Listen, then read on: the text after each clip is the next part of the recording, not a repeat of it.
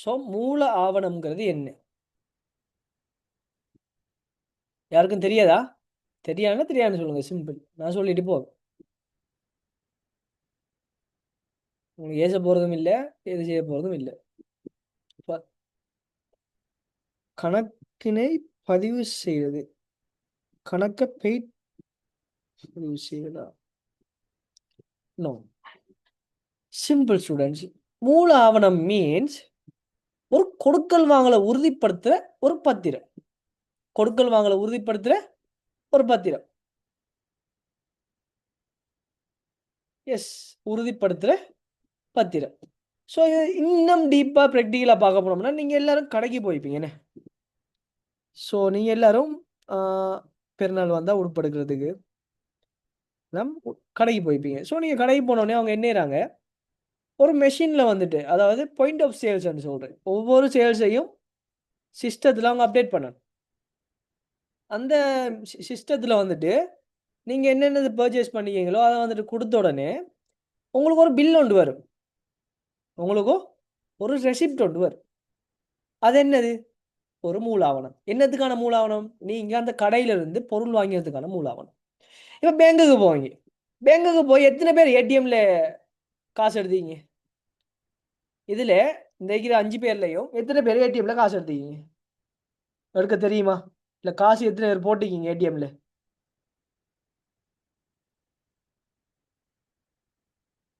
ஏடிஎம்ல யாரும் எடுத்துக்கிங்களா?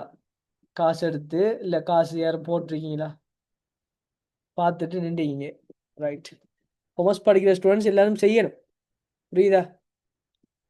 Right. So நீங்கள் ஏடிஎம்ல வந்துட்டு கேஷ் வந்து வித்ட்ரா பண்ணாலோ இல்லை வந்து டெபாசிட் பண்ணாலோ சிடிஎம்ல, அங்கே வந்துட்டு உங்களுக்கு என்ன வாங்க, ஒரு ரெசிப்ட் ஒன்று தருவாங்க.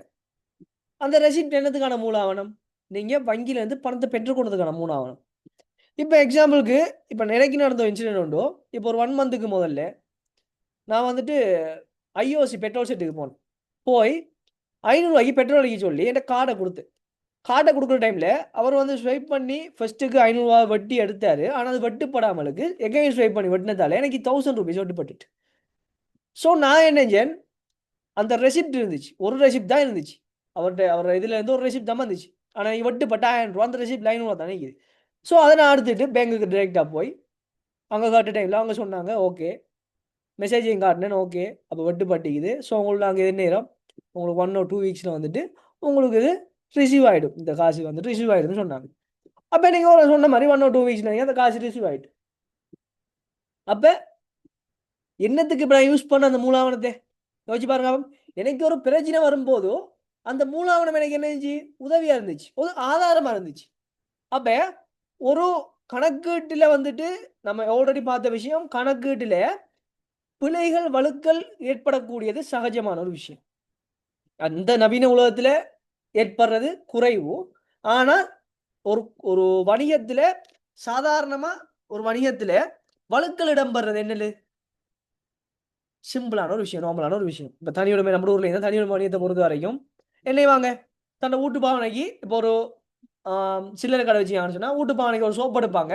அந்த சோப்புக்கு என்ன மாட்டாங்க, காசு போட மாட்டாங்க. அது அப்படியே மறந்து போயிடும், அப்படியே மறந்து போயிடும். ஸோ இந்த மாதிரியான வழக்குகள் இடம்பெற சான்சஸ் வந்துட்டு என்னது, மிச்சம் அதிகமாக இருக்கும். அதனால இந்த வழக்குகள் இடம்பெறும் போது இந்த வழக்குகளை இனங்காண்றதுக்கோ அடுத்த கொடுக்கலாங்களை உறுதிப்படுத்துறதுக்கு, அதே போல சரியான தகவல்களை சமர்ப்பிக்கிறதுக்கு ஆடிட்டர்ஸ், கணக்காய்வாளர்களுக்கு சரியான தகவல் நம்ம கொடுக்கணும். அவங்க அக்கௌண்ட் ஆடிட் பண்ணணும்னு சொன்னா இந்த மாதிரியான நோக்கங்களுக்கு இணையப்படும் இந்த மூலாவணம் வந்துட்டு ஒரு சட்டத்தின் ஆவணமாக காணப்படுது. அப்ப இப்போ வந்து டெபினிஷனுக்கு வந்தோம்னு சொன்ன மூலாவணத்துக்கு பாருங்க, வணிகங்களில் பல்வேறு கொடுக்கல் வாங்கல்கள் இடம்பெறுவதுடன் அக்கொடுக்கல் வாங்கல்களின் விவரங்களை உள்ளடக்கி வழங்கப்படுகின்ற ஆவணமே மூலாவணம் எனப்படும். ஸோ ஒரு வணிகத்தில் பல்வேறுபட்ட கொடுக்கல் வாங்கல் எனப்படும். ஸோ ஒவ்வொரு வகையான கொடுக்கல் வாங்கலுக்கும் ஒவ்வொரு வகையான மூலாவணங்கள் காணப்படும். இந்த ஒவ்வொரு கொடுக்கல் வாங்கல்களையும் என்ன என்ன கொடுக்கல் வாங்கல்னு சொல்லி அதில் விவரத்தோட உள்ளடக்கி, அதில் பெருமதியோட உள்ளடக்கி வழங்கப்படுற சட்டத்தின் ஆவணம் தான் என்னது, மூல ஆவணம்னு சொல்றது. புரியுதா? இவ்வளவு டீப்பாக நான் பேச தேவையில்ல, பட் நல்லா தெரியும் உங்களுக்கும் நம்மளோட கிளாஸஸ் ப்ராக்டிக்கலாக தான் மூவ் ஆகும். ஸோ அதெல்லாம் வந்துட்டு நான் கலைக்க தான் வரும். புரியுதா? ஸோ வந்துட்டு இப்போ மூலாவணம் எல்லாம் கிளியரானே, ஆன்சர் பண்ணுங்க. அப்போ இப்போ மூலாவணம் எல்லாருக்கும் விளங்கிட்டா? Fathana, Masiya, Nashima, Reema, Suha. Right, good. Right. So அடுத்தது பாருங்க, வெவ்வேறு பொருட்களும் பயன்படுத்தப்படும் மூலாவணம் வெவ்வேறுபட்டதாகும். ரைட். இப்போ நான் உங்களுக்கு கேட்கேன், இப்போ நீங்கள் எல்லாரும் ஒரு கடை நடத்துறீங்க, உங்கள்கிட்ட ஒரு கடை இருக்கு. இப்போ நீங்கள் கடனுக்கு பொருளை கொள்ளணும் செஞ்சுட்டு வாரீங்க, அதுக்கு உங்களுக்கு ஒரு மூலாவணம் கிடைக்குது. அதே மூலாவணத்தை நீங்கள் விற்கிற அளவு கொடுப்பீங்களா? யோசிச்சு பாருங்க. அப்போ கொள்ளணும் செஞ்சுட்டு வர பதிலத்துக்காக உங்களுக்கு ஒரு மூலாவணம் விற்கும். அதுவே விற்பனையை பதிலத்துக்கு அதே மூலாவணத்தை யூஸ் பண்ணுவீங்களா? யோசிச்சு பாருங்க. அப்போ ஆன்சர் பண்ணுங்க. அப்போ கேட்குற வழிக்கு ஆன்சர் பண்ணணும். புரியுதா? பிகாஸ் வந்துட்டு நீங்கள் இருக்கீங்களான்றதை நான் செக் பண்ணணும். புரியுதா? ஏன்னா எல்லாரும் நானும் கூட தனியாக தான் பேசிட்டீங்க. ஸோ எனக்கு தூக்கம் வந்துடக்கூட, உங்களும் தூக்கம் வந்துடக்கூட. ஸோ இங்கே வந்துட்டு பல்வேறுபட்ட கொடுக்கல் வாங்கல்கள், வெவ்வேறு வகையான கொடுக்கல் வாங்கல்கள், வெவ்வேறுபட்ட மூல ஆவணங்களை கொண்டிருக்கு. இப்போ பார்த்தோம்னா மூல ஆவணங்களின் அலுவலகங்கள் முக்கியத்துவம். ஸோ ஸ்டூடெண்ட்ஸ் இன்னைக்கு கொஞ்சம் சொல்லுங்க, உங்கள் கிளாஸில் யூனிட் 4 ஸ்டார்ட் ஆகிட்டா? நஷீமா, யூனிட் 4 நீங்கள் வந்துட்டு ஆல்ரெடி படிச்சிங்களா? ரைட். என்ன டாபிக் போகுது உங்கள் யூனிட் 4ல?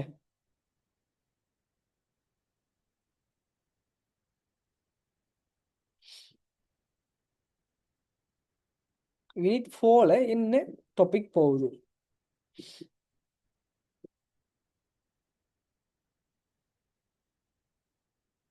ஞாபகம் இல்லையா?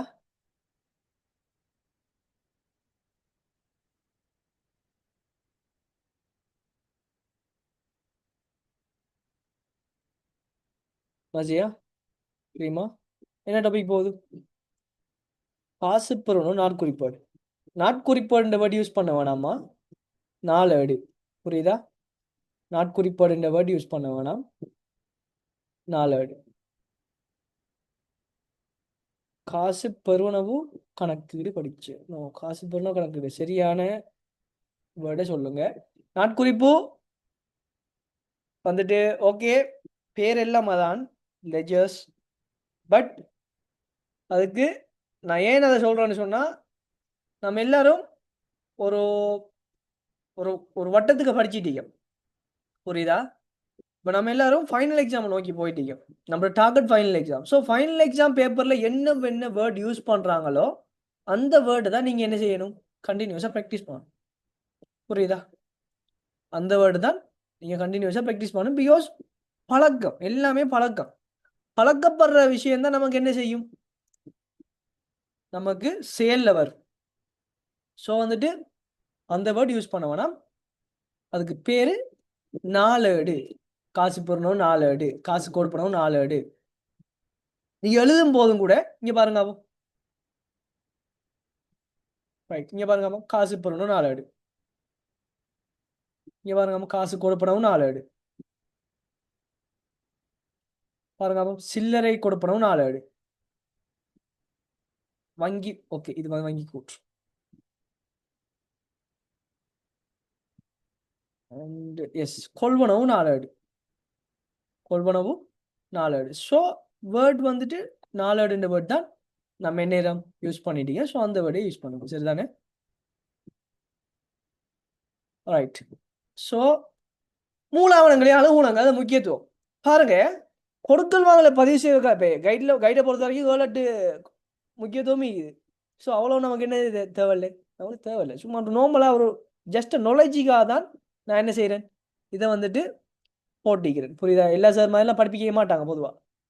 ஒரு சில சார் மாதிரி படிப்பிக்காங்க, ஒரு சில சார் மாதிரி படிப்பிக்க மாட்டாங்க. புரியுதா? பாருங்க, மூலாவணங்க அனுகூலங்களை பார்த்தா, ஓகே கொஞ்சம் வெயிட் பண்ணுங்க, அதான் சொல்லுது முடியட்டும்.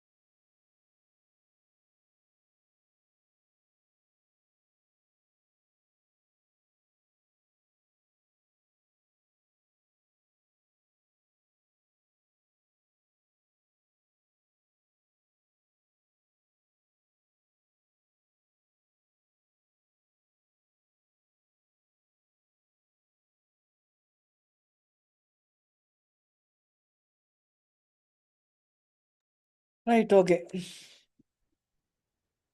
ஸோ வந்துட்டு மூலாவணங்களே அனுகூலங்கள்.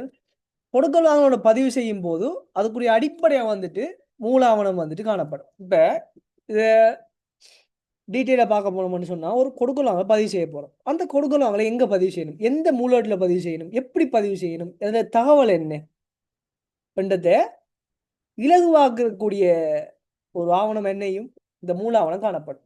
புரியுதா? ஸோ சுருக்கமாக சொல்ல போனால் மூலாவணம் என்ற பதினத்தை இலகுவாக்கும். ஒரு கொடுக்கல் வாங்கலை மூலவட்டில் பதிவு செய்யறதுக்கான அடிப்படையே வழங்கும்.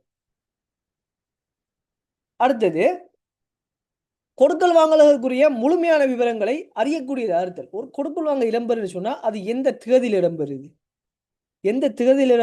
எந்த நேரத்தில் இடம்பெறுது. நேரம் வந்து நம்ம இங்கே இன்க்ளூட் பண்ண மாட்டோம். எந்த தேதியில் இடம்பெறுது, டிரான்சாக்ஷன் எப்படி நடக்குது, கிரெடிட் சேலா, அதே போல கேஷ் சேலா, எவ்வளோ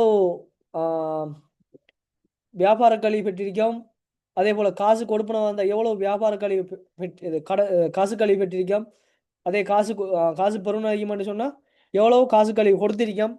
இந்த மாதிரி விஷயங்களை உள்ளடக்கி ஒரு கொடுக்கல் வாங்கலுக்குரிய முழுமையான விவரங்களையும் அந்த மூலாவணத்தை என்ன செய்ப்பாங்க, உள்ளடக்கிப்பாங்க. சரியான ஒரு மூலாவணத்தை உள்ளடக்கிப்பாங்க. எக்ஸாம்பிளுக்கு நம்ம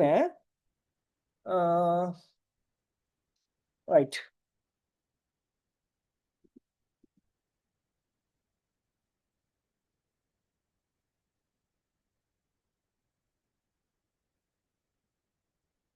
ஸோ சீரிஸ் இது அவர் பட்டியல் என்று சொல்றது. ரைட், எல்லாம் வழங்கு தானே.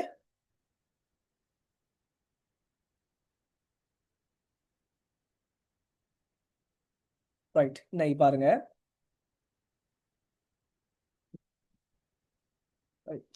கொஞ்சம் பண்ணுங்க.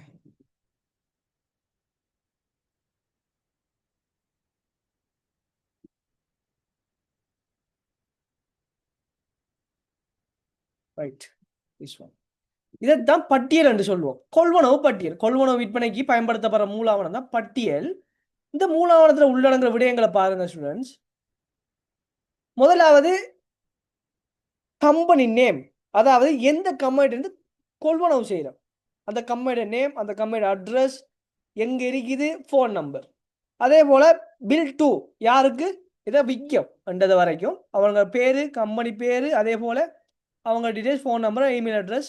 அதே போல் இது வந்துட்டு ஒரு விற்பனை என்று சொன்னால் இது வந்து விவரம், அதே மாதிரி தொகை, சர்வீஸ் ஃபீஸ், அதே போல் லேபர், அதே போல் நியூ கிளைண்ட் டிஸ்கவுண்ட் இப்போ பார்த்தீங்கன்னா கழிவு கொடுத்தீங்க, அந்த கழிவு வந்துட்டு கழிச்சு காட்டிக்காங்க. அதே போல் வரி, வெட் படிப்போம் மேம், சரியானே. ஸோ அந்த வெட் வந்துட்டு இதுக்கு எவ்வளோ இன்க்ளூட் ஆகுது இந்த எல்லாத்தையும் சேர்த்து டோட்டல் வந்துட்டு $551.56 வந்துட்டு. அடுத்தது if you have any question about this invoice please contact name, phone number, email address. So இது கீழுக்கு வந்துட்டு அந்த மேனேஜர் சிக்னேச்சர். ஸோ இதுதான் சுருக்கமாக ஒரு மூலாவணம். பார்த்தீங்களா, ஒரு கொடுக்கல் வாங்க டேட்ல இருந்து எல்லா விஷயமும் எங்கேயும் இங்கே பாருங்க. டேட்னா இருக்குது, இன்வாய்ஸ் நம்பர்னா இருக்குது, பட்டியல் இலக்கம் என்ன இருக்குது, டேட் வந்துட்டு என்ன இருக்குது. ஸோ ஒரு கொடுக்கல் வாங்க இடம்பெறுன்னு சொன்னால் அது சகல தரப்பட்ட ஒரு விவரத்தை உள்ளடக்கியது என்ன செய்யும், இந்த மூலாவணம் காணப்படும். அடுத்தது பாருங்க, கொடுக்கல் வாங்க இடம்பெற்றமைக்கான எழுத்து மூல ஆதாரம் ஒன்றாக பயன்படுத்த முடியுது. இதை வந்து குத்தொண்டு வச்சு ஓகே உங்கள்கிட்ட டியூட் இல்லைன்னு நாளைக்கு எடுத்துக்கொள்ளுங்க. பயன்படுத்த முடிதல் கொடுக்கல் வாங்கலோடு இடம்பெற்றதுக்கான எழுத்து மூல ஆதாரம் ஒன்றா. இப்போ ப்ராக்டிக்கலாக பார்க்க போனோம்னா நிறைய மோசடிகள் நடக்குதுன்னு. இப்போ யாருக்கெல்லாம் நிறைய மோசடிங்கும் போது இப்போ எல்லாருக்கும் தெரியும்.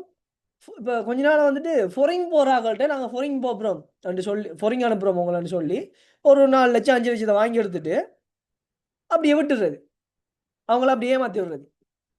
ஸோ இதெல்லாம் வந்துட்டு நம்ம கேஸ் போடுறோம்னு சொன்னால் நம்மகிட்ட ஒரு மூலாவணம் வந்து நம்மளால் கேஸ் போடையில மேலே தான் யோசிச்சு பாருங்க.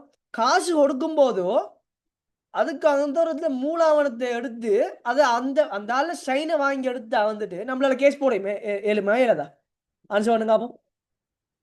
ஃபதானா மஜியா, நஷீமா, நுஹா, ரீமா, சுஹா, கேஸ் போட ஏழுமா ஏலதா? உங்கள்கிட்ட தான் கேட்குறேன். ஏழு. பட் இங்க வந்துட்டு இவங்க வந்துட்டு போடாததாலே, அப்படி மூல ஆவணம் வந்துட்டு சரியா இல்லாததாலே அந்த கேஸ் போடுறது என்ன இல்லாம போட்டு கேளாமை கேஸை போட்டு அந்த கேஸ்ல வந்து வெளியிலாமை. பிகாஸ் ஒரு ஆதாரம் இல்லாம நம்ம காசு தூக்கி எந்த நம்பிக்கையில கொடுப்போம்? யோசிச்சு பாருங்க. அப்போ ஒரு கம்பெனி கூட அந்த கம்பெனில அக்கௌண்டன்ட் இருந்தாலும், அந்த கம்பெனில இன்டர்னல் ஆடிட்டர் இருந்தாலும் கூட அந்த கம்பெனி ஆடிட் பண்றதுக்கு அவுட் சோர்ஸ் தான் பண்றாங்க. வெளியே தான் போய் ஆடிட்டரை கூட்டிக்கு அந்த என்னறாங்க தன்னை கம்பெனியை ஆடிட் பண்றாங்க.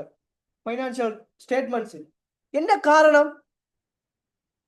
யாரையும் நம்ப முடியாது. பிசினஸை பொறுத்த வரைக்கும் யாரையும் நம்ப முடியாது. புரியுதா?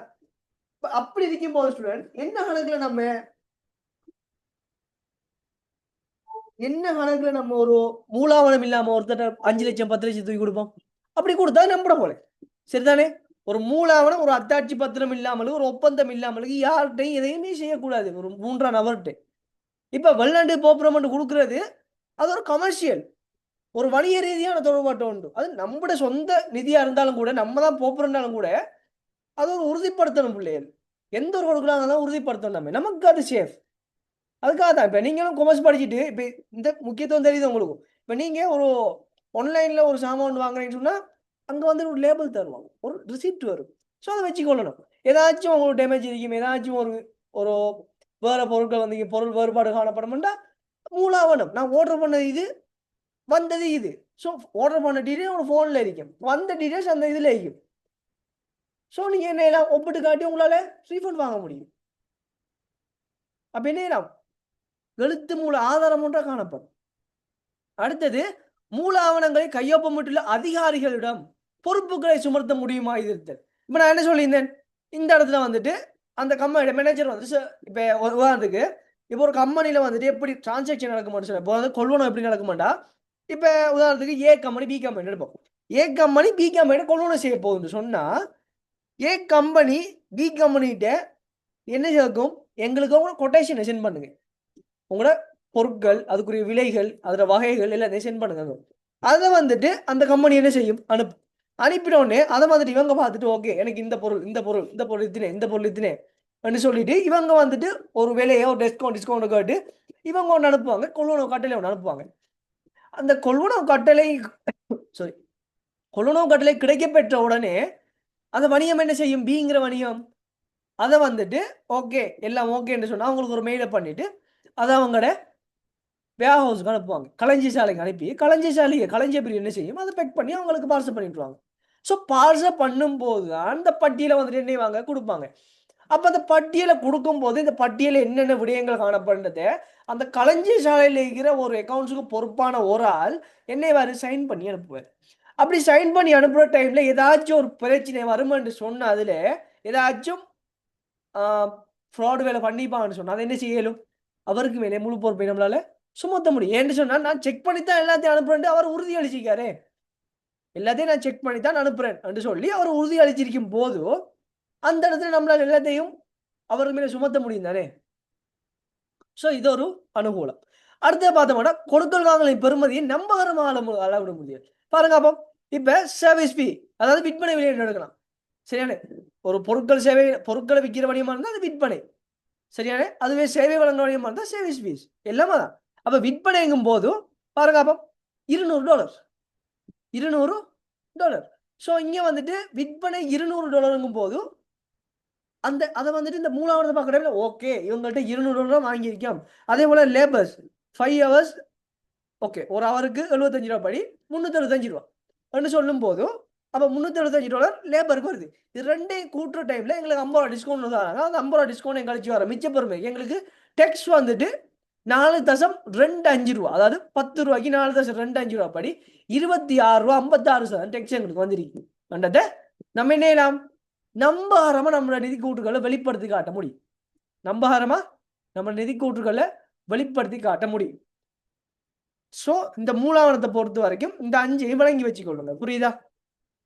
அடுத்த பாருங்க முதன்மை ஏடுகள். ரைட், இப்ப மூலாவணத்தை முடிச்சிட்டோம். அடுத்து வர முதன்மை ஏடுகளுக்கு. முதன்மை ஏடுகள் என்னது, கணக்கீட்டு செயல்முறை 2வது படிமுறை. கொடுக்கல் வாங்கல இனங்கண்டு அளவிட்டு அதுக்கப்புறம் அந்த கொடுக்கல் வாங்கல மூலேட்டில் பதிவு செய்வோம். மூலேட்டில் பதிவு செய்வோம். ஸோ மூலேடு மூலேடு அதை வந்துட்டு முதன்மையோடுன்னு சொல்லலாம், ஆரம்ப பதிவோடுன்னு சொல்லலாம். சரியானே? ஸோ எல்லா வேர்டையும் நான் என்ன செய்கிறேன், இந்த இடத்துல போட்டிக்கிறேன். பாருங்க, வணிகம் ஒன்றில் இடம்பெறும் கொடுக்கல் வாங்கல்களை மூல ஆவணத்தின் மூலம் உறுதிப்படுத்தப்பட்ட பின்னர் அவை முதலில் பதிவு செய்யப்படும் ஏடுகள் முதன்மை ஏடுகள் எனப்படும். ஏடு என்று சொல்லுவோம், ஏடு லெஜர் என்று சொல்லுவோம். புரியுதா? ஏடு என்ன சொல்லுவோம், இதை வந்துட்டு ஏடுகளை முதன்மை ஏடுன்னு சொல்லுவோம். சரியானே? அப்ப வணிகம் உள்ள பல்வேறுபட்ட கொடுக்கல் வாங்கல் இடம்பெறும். அந்த கொடுக்கல் வாங்கல்களை உறுதிப்படுத்துறதுக்காக வழங்கப்படுற ஆவணம் தான் என்னது, மூல ஆவணம். இந்த மூல ஆவணத்தை கொண்டு இந்த மூல ஆவணத்தை உறுதிப்படுத்தியதுக்கு பிற்பாடு இந்த கொடுக்கல் வாங்கல் நம்ம முதலா பதிவு செய்யற இடம் எது, இந்த மூலாவணம் தான் காணப்படும். அப்ப இப்ப சொல்லுங்க, அப்போ கணக்கெட்டு சாம்பாடுல பதிவீங்க ஃபர்ஸ்ட் முதல் கொடுக்கல் வாங்கல யோசிச்சு பாருங்க. அப்போ சொல்லுங்க அப்போ ஸ்டூடெண்ட்ஸ், கணக்கெட்டு சாம்பாடுல முதல்ல கொடுக்கல் வாங்கல பதிவு செய்வீங்க. சம்டைம் காப்பாங்க கேள்வி, ஒரு கொடுக்கல் வாங்கலான முதல் பதிவு எந்த இடத்தில் பதிவு செய்யப்படும், கணக்கெட்டு சாம்பாட்டில் பதிவு செய்யப்படும், மூலாட்டில் பதிவு செய்யப்படும், அடுத்தது பேராட்டில் பதிவு செய்யப்படும், அடுத்தது பரீட்சை மீதி பதிவு செய்யப்படலாம், இல்லைண்டா நேரடியாக நிதி கூட்டுகளில் பதிவு செய்யப்படும். ரெண்டு கேட்டா நீங்க என்ன ஆன்சர் கொடுப்பீங்க, ஒரு கொடுக்கல் வாங்கலானது முதலாக எந்த இடத்தில் பதிவு செய்யப்படும், ஆன்சர் மூலாடு. குட். ஸோ மூலாட்ல பதிவு செய்யப்படும். அடுத்த பாருங்க, மூலாட்டின் அனுகூலங்களை பாருங்க. இந்த மூலாட்டில் என்ன அனுகூலம், ஸோ பாருங்க, ஒரே தன்மை கொண்ட கொடுக்கல் வாங்கல்கள் சுருக்கமாக்கப்பட்டு ஒரே புத்தகத்தில் பேணி செல்லப்படுவதன் காரணமாக பேரேட்டுக்கு தாக்கல் செய்வது இலகுவாகின்றது. ரைட். இப்போ எக்ஸாம்பிளுக்கு நம்ம கொள்வனவு நாளேடு விற்பனை நாளேடு இருக்கு, கடன் விற்பனை பதிவதுக்கு விற்பனை நாளேடு பயன்படுத்துற டைம்ல இப்போ பல்வேறுபட்ட விற்பனை இடம்பெறுது. இப்போ ஒரு மாசத்துக்கு ஒரு விற்பனை இடம்பெறும் இல்லையே, 10, 20, 30, 40 இடம்பெறலாம். பெரிய வணிகமா அதிக மாட்டா, ஒரு சிறிய ஒரு வணிகம் அதிக மாட்டா, ஒரு நாளைக்கே கிட்டத்தட்ட 20, 30, ஒரு சில்லறை கடைன்னா ஒரு நாளைக்கு 20, 30 கொடுக்கலாங்க என்னையும் இடம்பெறும். ஸோ அந்த மாதிரி விஷயங்களை ஒவ்வொன்றையும் ஒவ்வொரு காட்டில் பதிவு செய்யணும் நம்ம. அப்ப இந்த மூல ஆவணங்கள் இந்த கொடுக்கல் வாங்கல்கள்ல தகவல்கள் அனைத்தையும் சுருக்கமாக்கப்பட்டு மூல ஏடுங்கிற ஒரு புத்தகத்திலே பேணி செல்வதன் காரணமாக அந்த மூலாட்ட மொத்தத்தை முடிச்சு பேரேட்டுக்கு மாற்றும் போது இலகு அறிக்கை. இப்ப எக்ஸாம்பிளுக்கு நம்ம போன கணக்குல இப்ப ஒவ்வொரு விற்பனை போட்டிருந்தேன், 2வது செஞ்ச கணக்குல 2 விற்பனை வந்துருந்துச்சு. அப்படி 2 விற்பனை வரும்போதும் நம்ம என்ன செஞ்சோம், அதே கணக்குல திரும்ப கொண்டு வாங்கிட்டு இருந்தோம். விற்பனை கணக்குல திரும்ப கொண்டு காசு என்றாலும் காசுக்கு திரும்ப கொண்டு வாங்கிவோம். ஸோ இப்படி இல்லாமலுக்கு காசு விற்பனையா, அப்ப விற்பனைங்கிற ஒன்றுக்குள்ள இப்ப எக்ஸாம்பிளுக்கு காசு பொருள் நாள் எடுக்க மாட்டேன்னு சொன்னா காசு விற்பனையா இன்னைக்கு, அதுக்குரிய வெட்டா இன்னைக்கு. அப்போ ஒரு மாசத்துல எத்தனை விற்பனை இடம்பெற்றாலும் எங்க வரும், இங்கதான் வரும்போது இங்க மொத்தத்தை கூட்டினாங்க பேரட்டுக்கு மாதிரி நம்ம இலவா இருக்கும். இதைத்தான் சொல்றது. சரியானே? ஸோ அடுத்த பாருங்க, மறதி மற்றும் விடுபடல் வழுக்கல் குடைவடைதல். அப்போ மறந்து போய் நம்ம பதியாம மறந்து போய் விடுறது, அதே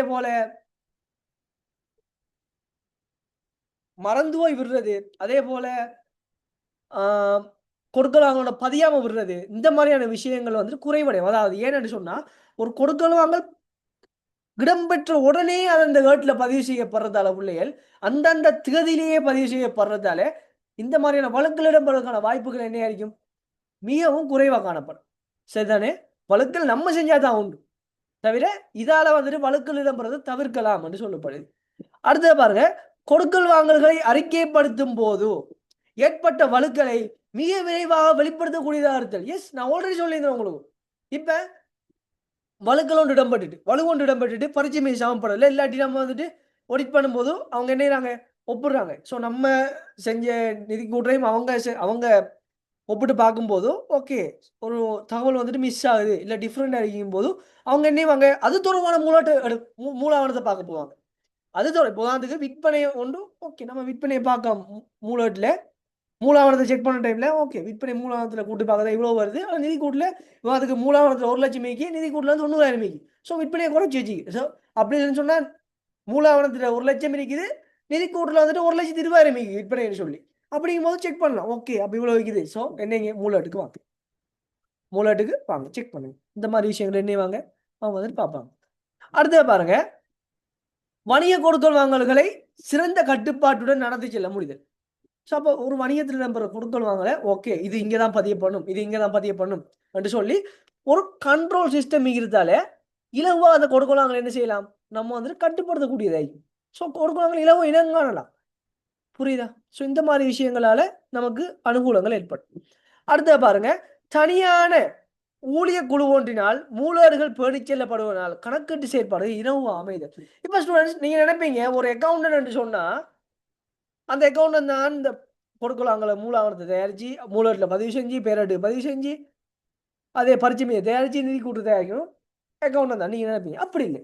ஒரு அக்கௌண்டன்ட்டுக்கு 2-3 அக்கௌண்ட் மாதிரி இருப்பாங்க, அசிஸ்டன்ட் இருப்பாங்க, அக்கௌண்ட் அசிஸ்டன்ட், அக்கௌண்ட் கிளார்க், இந்த மாதிரி ஆக்கள் இருப்பாங்க. புரியுதா? அப்படிங்கும் போது இதுக்குண்டு இந்த கொடுக்கல் வாங்கல மூலாட்டில் பதிவு செஞ்சு பேராட்டை தயாரிச்சு பரிச்சமை தயாரிக்கிறதுக்கு ஒரு டீம் இருக்கு, ஒரு ஊழிய குழு இருக்கு, ஒரு டிபார்ட்மெண்ட் இருக்கு. அக்கௌண்ட்ஸ் இப்போ வந்து ஒரு நிறுவனத்தில் அக்கௌண்ட்ஸ் டிபார்ட்மெண்ட் இருக்குன்னு சொன்னால் அந்த அக்கௌண்ட்ஸ் டிபார்ட்மெண்ட்டுக்கு பல்வேறுபட்ட பிரிவு இருக்கும்.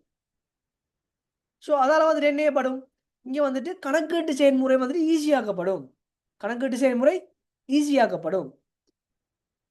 அதே போல அடுத்தது கணக்கீட்டு தகவல்களும் பாதுகாக்கப்படும் சொல்லலாம் இந்த இந்த தனியான ஊழிய குழுவால். ஏன்னு சொன்னால் இப்போ எல்லா சிஸ்டமும் ஒரு ஆள்கிட்ட இருக்குன்னு சொன்னால் அங்கே வந்துட்டு மோசடி இடம்பெறுவதற்கான வாய்ப்புகள் அதிகமாக காணப்படும். இப்போ ஒருத்தர்கிட்ட வந்துட்டு எல்லாத்தையும் நம்ம பொறுப்பு கொடுத்தீங்க அப்படின்னு சொன்னால், இப்போ எக்ஸாம்பிளுக்கு ஒரு கடையில் வந்து கேஷியரில் ஒரு ஆளை பொறுப்பு கொடுத்தீங்க, அவர் அந்த கடை அக்கௌண்ட்ஸ் பார்க்காரு ஃபுல்லாக, அந்த கடைக்கு நம்ம போகிறதே இல்லை என்று சொல்லும் போதும் அவர் என்ன செய்யலாம் யோசிச்சு பாருங்க. அப்போ ஒரு விஷயம் ஒரு கொடுக்கலாம், மூணாவது பதியாமல் காசு எடுத்து பக்கத்து வச்சாண்டே சரி, ஒரு நாளைக்கு ஒரு 100 ரூபா எடுத்து வச்சாண்டே சரி, ஒரு மாதத்துக்கு 3000, ஒரு மாதத்துக்கு 3000 காசு வரும். ஸோ அப்படித்தான் கணக்கீட்டு தகவல்களின் தரம் பாதுகாக்கப்படும். அதே போல வாடிக்கையாளர் வழங்குனர்கள் போன்ற பிரிவினர்களுக்கிடையே நிறுவனம் தொடர்பான நம்பிக்கையை உறுதிப்படுத்தப்படும். நான் ஆல்ரெடி காய்ச்ச விஷயம், நிறுவனம் தொடர்பான நம்பிக்கை என்னப்படும், உறுதிப்படுத்தப்படும். ஒரு மூலாவணம் மூலகேடு காணப்படுறதால பிள்ளைகள் எந்த ஒரு கொடுக்கலும் அவங்க நம்ம இணையலாம் நம்பாரமா மதிப்பிடக்கூடியதாகும். இப்போ எக்ஸாம்பிள் நான் உங்கள்கிட்ட கேட்கேன், இப்போ நீங்க ஒரு வணிகம் நடத்துறீங்க, இதை உங்கள்கிட்ட நான் பொதுவாக கேட்குறேன், நீங்க ஒரு வணிகம் நடத்துறீங்க, நீங்க வந்துட்டு ஒருத்தட்ட ஒரு விஷயம் ஒரு இப்போ உதாரணத்துக்கு நீங்க ஒரு ட்ரெஸ்ஸை வந்துட்டு ரீசேல் பண்ணுற கடை வச்சுக்கிங்கன்னு சொல்லும்போது அங்கேருந்து நீங்கள் மெட்டீரியல்ஸை வாங்கிட்டு வரும்போது நீங்கள் அந்த மெட்டீரியலுக்கு இன்வாய்ஸ் வாங்காமலுக்கு ஓகே நம்மளோட ஃப்ரெண்டு தானே, நம்மளோட ஃப்ரெண்டு கடை தானே, நமக்கு இதெல்லாம் தேவையில்லை ஒன்றா மண்ணா கிடக்காமன்னு விட்டு நீங்கள் வருவீங்களா? இன்வாய்ஸ் இல்லாமல் நீங்கள் செயற்படுவீங்களா? யோசிச்சு பாருங்க. அப்போ ஒரு வணிகம் நீங்கள் நடத்தும் போது அந்த இடத்துல அந்த வணிகத்துக்கான அத்தாட்சி பத்திரம் இல்லாமல் ஒரு கொடுக்கலாம் நீங்கள் மேற்கொள்வீங்களா? நீங்கள் ஆன்சர் பண்ணுங்க. அப்போ அப்படி நீங்கள் செய்யறதால உங்களோட வணிகம் லாபத்தை நோக்கி போமா நட்டத்தை நோக்கி போமா? உங்களாங்க அது பதானா மஜியா நுஹா ஸ்ரீமா சுஹா ஆன்சர் என்ன?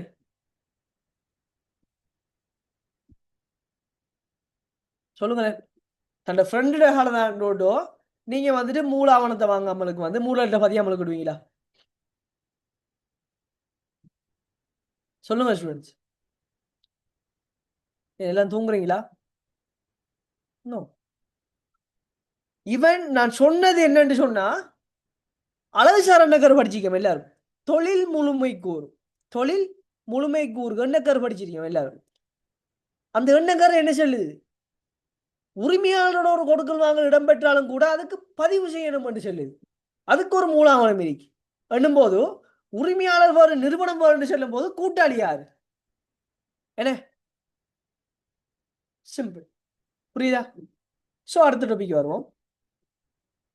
இதை பாருங்க, வணிகம் ஒன்று இடம்பெறும் கொடுக்கல் வாங்கலுக்கான மூலாவணங்கள் அவற்றுக்கான மூலாடுகள். ரைட், ஒரு வணிகத்திலே என்னென்ன கொடுக்கல் வாங்கல் இடம்பெறும் அந்த கொடுக்கல் வாங்கல் நாங்கள் எங்கெங்க பதிவு செய்வோம். இப்போ பாருங்க, காசு அல்லது காசோலைகள் கிடைத்த இதை வந்துட்டு காசு கொடுக்கல் வாங்கலன்னு சொல்லுவோம். சரியானே, காசு கொடுக்கல் வாங்கலன்னு சொல்லுவோம். இப்போ நடைமுறை கணக்கு விட கொடுக்கல் வாங்கல் மேற்கொள்ளப்படுதுன்னா அங்கே வந்துட்டு காசோலை மூலமான கொடுக்கல் வாங்கலாம் இருக்கு. இல்லை நாங்கள் நடைமுறை கணக்கு பண்ணல காசை வந்துட்டு கையில் தான் வாங்குறோம், கையில் தான் வச்சுக்கணும் போது அந்த காசு மூலமே என்னையும் அந்த கொடுக்கல் வாங்கல இடம்பெறும். ஸோ இங்கே வந்துட்டு காசோலை மூலமாக கொடுக்கல் வாங்கல காசு கொடுக்கல் வாங்கல்னு சொல்லுவோம் சுருக்கமாக. இந்த காசு கொடுக்கல் வாங்கல் இந்த காசு கொடுக்கல் வாங்கல் மூலாவணம் வந்துட்டு பற்றுச்சீட்டுன்னு சொல்லுவோம். வேற பேர் நீங்க கேள்விப்பட்டீங்களா? இதுக்கு இதுக்கு வேற பேர் நீங்க கேள்விப்பட்டீங்களா பிள்ளைகள்? காசு பெறணும் உறுதிச்சீட்டு அப்படின்னு கேள்விப்பட்டீங்களா? உங்கள்கிட்ட தான் கேட்குறேன். அதான் மசியா கேள்விப்பட்டீங்களா? தெரியுமா? யாரும் கேள்விப்பட்டது இல்லையா?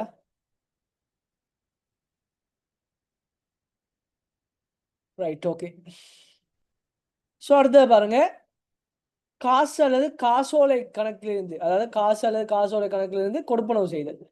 சரி, அதாவது காசு கணக்கிலிருந்து கொடுப்பனவு செய்யும் போது காசு, அதுதான் காசோலைன்னு போட்டிங்க. காசு தான் காசோலைன்னு சொல்லுவோம்.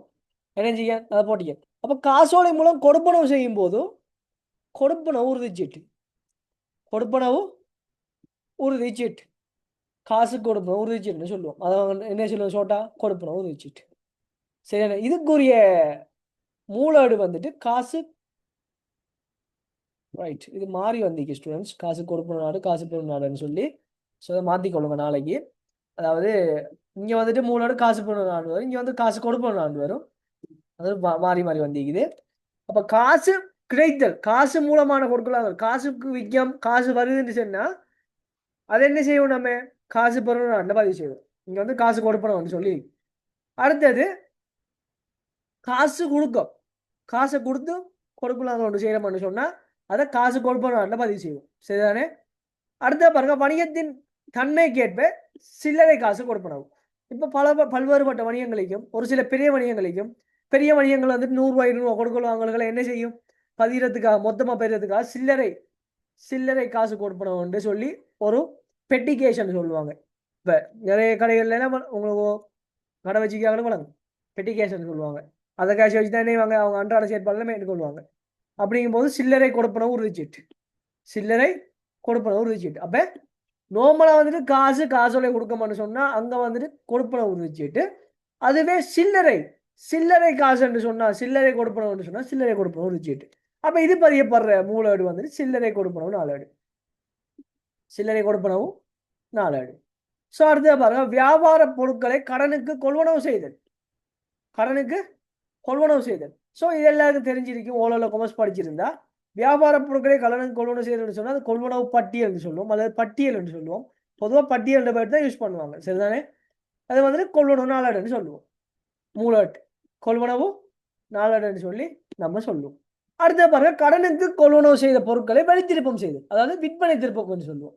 சாரி, கொள்வனவு திருப்பம் சொல்லுவோம். வெளித்திருப்பம், கொள்வனவு திருப்பம் வந்து வெளித்திருப்பம் சொல்லுவோம். அதாவது பொருள் உள்ளுக்கும் அந்த பொருளை நாங்கள் வெளியே திருப்பி அனுப்புறோம், வெளித்திருப்பம். இது வந்துட்டு எங்க பதிவோம்னு சொன்னா வரவுத்தாள்னு சொல்லுவோம். வரவுத்தாள், வரவுத்தாள் கொள்வனவு திரும்பல் 4 ஆடு. இது வரவுத்தாள் செலவுத்தாள் நீங்க பாடமாக்க தேவையில்ல. அதுக்கெல்லாம் வந்து கணக்கு செய்யும் போது உங்களுக்கு என்னையும் அது பிடிபடும். ஏன் என்னதான் சொல்லுவேன் நான், ஏன் வரவுத்தாள்னு பேர் இருக்கி, ஏன் செலவுத்தாள்னு பேர் இருக்கி, அதெல்லாம் நான் சொல்லி தருவேன். சரிதானே? ஸோ கொள்வனவு திரும்பல் 4 ஆடு. அடுத்த பாருங்க, வியாபார பொருட்களை கடனுக்கு விற்பனை செய்தல், வியாபார பொருட்களை கடனுக்கு விற்பனை செய்தல். ஸோ கடன் விற்பனை, கடன் கொள்வனவுக்கு எப்படி கொள்வனவு 4 ஆடு பட்டியலோ அதே மாதிரி கடன் விற்பனைக்கு வந்துட்டு விற்பனை பட்டியல் அல்லது பட்டியல், அதுக்குரிய மூலாடு வந்துட்டு விற்பனை 4 ஆடு, விற்பனை 4 ஆடு.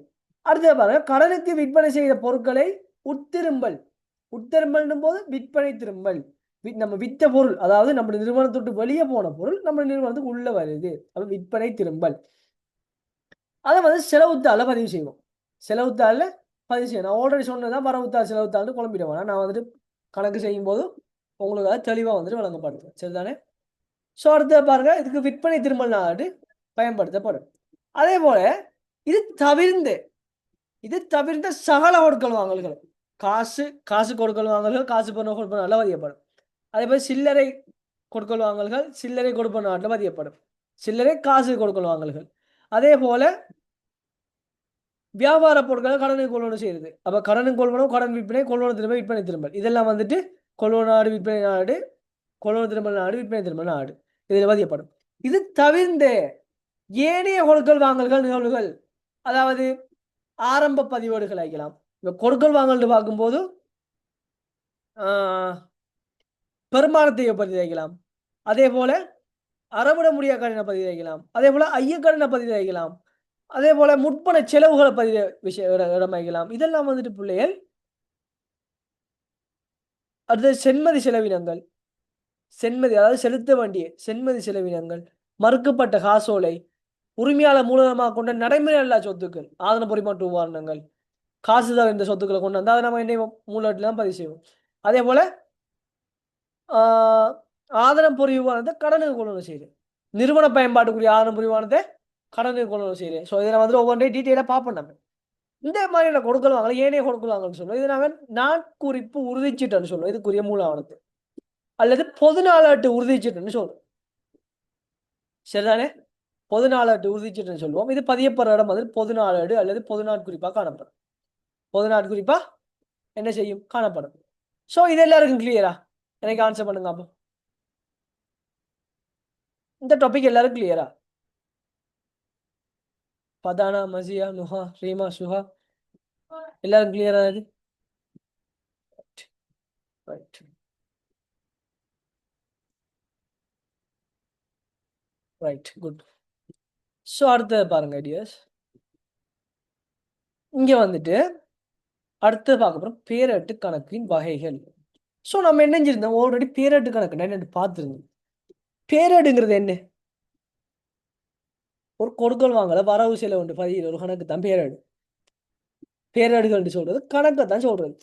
பல கணக்கின் பல கணக்கு இருக்குமென்று சொன்னா ஒரு பல கணக்கை உள்ளடக்கினோம் தான் பேரடு. பல்வேறுபட்ட கணக்குகள் நாங்கள் பேரடுன்னு சொல்லுவோம். நம்ம ஆல்ரெடி 30 பார்த்துருந்தோம். ஸோ அதை வந்துட்டு பேரட்டு கணக்கோட வகையை பார்த்தோம்னு சொன்னா ஸ்டூடெண்ட்ஸ், பேரட்டு கணக்கோட வகைன்னு சொல்லிட்டு நம்ம ஆல்ரெடி ஓகே பேரட்டு கணக்கை கூறுகள்னு பார்த்துருந்தோம். பேரட்டு வகைன்னு சொல்லியிருந்தோம். அதை வந்து சொத்து கணக்கு, பொறுப்பு கணக்கு, உரிமையாண்மை கணக்கு, செலவு கணக்கு, வருமான கணக்கு பிரிச்சிருந்தோம். இங்கே வந்து பேரட்டு கணக்கோட வகைன்னு சொல்லும்போது இந்த சொத்து பொறுப்பு உரிமையாண்மை தான். ஆனா எத்தனை வகையான பேரட்டு கணக்கு பயன்படுத்தப்படுது? ஒரு கொடுக்கலாம் இனங்காண்டதுக்கு எத்தனை வகையான பேரட்டு கணக்கு பயன்படுத்தப்படுதுன்னு சொல்ல பார்க்க போனா 2 வகையான பேரட்டு கணக்கு பயன்படுத்தப்படும். ஒன்று வந்துட்டு பொது பேரட்டு கணக்கு. ஒன்று வந்துட்டு பொது பேரட்டு கணக்கு. முதலாவது பொது பேரட்டு கணக்கு, அடுத்து துணை பேரட்டு கணக்கு. இந்த பொது பேரட்டு கணக்கு, துணை பேரட்டு கணக்குடா என்னன்னு சொல்லி நம்ம என்ன செய்வோம்? அடுத்தடுத்த டாபிக்ஸ்ல பார்ப்போம். சரிதானே? அடுத்தடுத்த டாபிக்ஸ்ல பார்ப்போம். ஸோ யாருக்காச்சும் தெரியுமா பொது பேரட்டு என்ன, துணை பேரட்டு என்னன்னு? ஸ்டூடெண்ட்ஸ் யாருக்காச்சும் தெரியுமா? சுஹா, மசியா, ஃபதானா? பொது பேரடுங்கிறது தெரியாது. ரைட். இப்போ நம்ம நீங்க பார்த்தீங்களா பிள்ளைகள், நம்ம போன யூனிட் படிக்கும் போதோ கடனுக்கு கொள்ளணும் செஞ்ச விஷயத்தை கடனுக்கு கொள்ளணும் செஞ்ச ஒரு கொள்வனவை கடன்பட்ட ஒரு கட்டுப்பாட்டு கணக்குல பதிஞ்சோம் தெரியுமா? கடன்பட்ட ஒரு கட்டுப்பாட்டு கணக்கு பதிஞ்சோம். எல்லாரும் தெரியுமா? அது இதெல்லாம் பிள்ளைகள் எப்படி இதைத்தான் சொல்றது பேரடுன்னு சொல்லு. அதுக்கு வந்து கடன்பட்ட கட்டுப்பாட்டு கணக்கு மட்டும் தான் பொது பேரடு இல்லை. இவ்வகையான அதாவது ஒரு ஒரு மாதம் ஒன்றில் இடம்பெற்ற கொடுக்கல் வாங்கல்களை மொத்தமா இனங்கண்டு அதை நாங்கள் பதிகிற இடம் தான் என்னது? பொதுப்பேரடு. இந்த பொதுப்பேரடுல திகதி காணப்படாது. திகதி போட வேண்டிய அவசியம் இல்லை. அதே துணை பேரடை பார்த்தீங்கன்னு சொன்னா துணை பேரடு எங்க பேணப்பட விற்பனை பேரடு, கொலோனோ பேரடு பேணப்படும். விற்பனை பேரடுங்கும் போது பிள்ளைகள் இதை கடன் கொடுத்தோர் பேரடு கடன்பட்டோ பேரடுன்னு சொல்லலாம். கடன்பட்டோ பேரடு சொல்லலாம். இது என்னன்னு சொன்னா இப்ப தனிப்பட்ட இப்போ அதுக்கு இப்ப எக்ஸாம்பிளுக்கு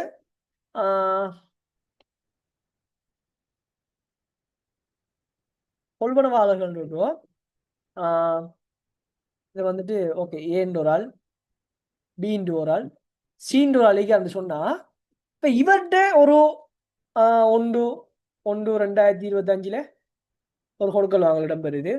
அதே போல 10/1/2025 ஒரு கொடுக்கல் வாங்கல் என்னப்படுது இடம்பெறுது.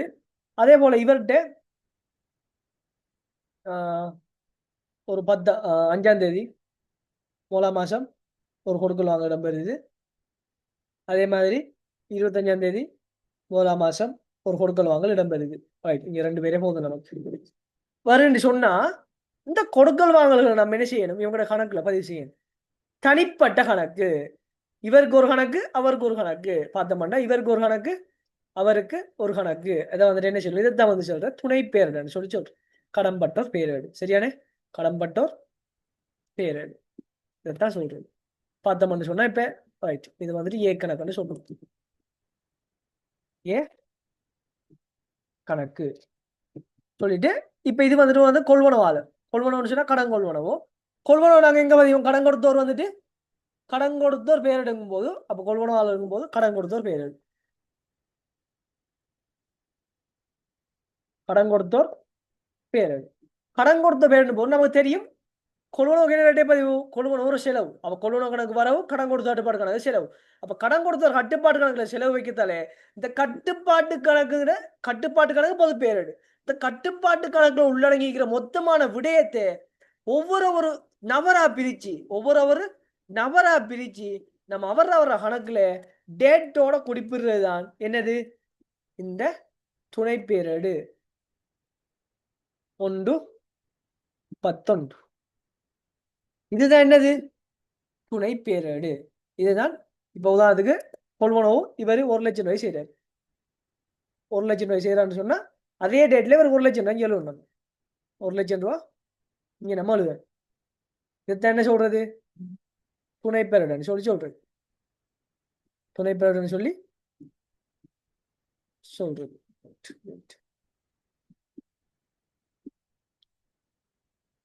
துணை பேரேடு நம்ம சொல்றது. சரிதானே? இது வேலைக்கு எல்லாரும் துணை பேரேடு என்ன, பொது பேரேடு என்ன, இது நீங்க ஓவரால் இது சேர்த்து பிள்ளைகள் நம்ம வந்துட்டு என்ன தெளிவா பார்ப்போம். 1 லட்சம் இப்படி பதிவோம். அதுவே என்ன இடம்பெற்றது? ஒரு 50,000 சொன்னா 50,000 கொள்வனவு சொன்னா அதை என்னையும் நம்ம இங்க 50,000 பதிவு செய்வோம். இது விளைச்சா பிள்ளைகள்? இந்த துணை பேரன்னு சொன்னா பொது பேர் என்ன விளைச்சா? ஜஸ்ட் அண்டர்ஸ்டாண்டிங் பண்ணுங்க. இன்னும் நம்ம கணக்குக்கு போகல. புரியுதா? இதான் வழக்கம். அண்டர்ஸ்டாண்ட் பண்ணுங்க. பொது பேரிடங்கிறது மொத்தம் கொடுக்கல் வாங்கல்கள் மொத்தத்தை பதிவு செய்யுது. அதாவது மூலவட்டில் மொத்தத்தை பதிவு செய்யுது. இந்த துணை பேரிடுங்கிறது மூலவட்டில் உள்ள தகவல்களை, இந்த மூலவட்டில் உள்ள தகவல் கடன்பட்டோர், கடன் கொடுத்தோர், கடன் கொள்வனவு, கடன் விற்பனை சொல்லப்பட்ட தகவல்களை அண்டைக்கு பதிவு என்னது? இந்த துணை பேரிடுங்கிறது. சரியானே? ஸோ இது தொடர்பா இவ்வளவு தானே இருக்குது இங்கே. ஸோ அடுத்தது பார்த்தோம்னு சொன்னா கொள்வனவு பேரேடு. ஓகே, நம்ம ஆல்ரெடி பார்த்தது கொள்வனவு பேரேடு, விற்பனை பேரேடு 2 இருக்குன்னு சொல்லி கொள்வனவு பேரேடு, விற்பனை பேரேடு 2 இருக்குன்னு சொல்லி பார்த்திருந்தோம். இதுல வந்துட்டு கொள்வனவு பேரேடு, விற்பனை பேரேடு, இதை தென்னையப்புறம் நாங்க இங்க பார்க்க போறோம். So I hope so students, notes இல்லாமல் கஷ்டமாக இருக்கும். ஸோ கொஞ்சம் அட்ஜஸ்ட் பண்ணிக்கொள்ளுங்க. நோட்ஸை வந்து நீங்கள் நாளைக்கு பின் பண்ணிக்கொள்ளுங்க. சரிதானே? ஸோ நோட்ஸ் உங்களுக்கு எல்லாருக்கும் நாளைக்கு கிடைச்சிடும். ஸோ எல்லாருக்கும் நாளைக்கு நோட்ஸ் கிடைக்கும். ஸோ கொஞ்சம் வெயிட் பண்ணுங்க. ஸோ அடுத்தது பார்த்தீங்கன்னு சொன்னால் கொஞ்சம் வெயிட் பண்ணுங்க.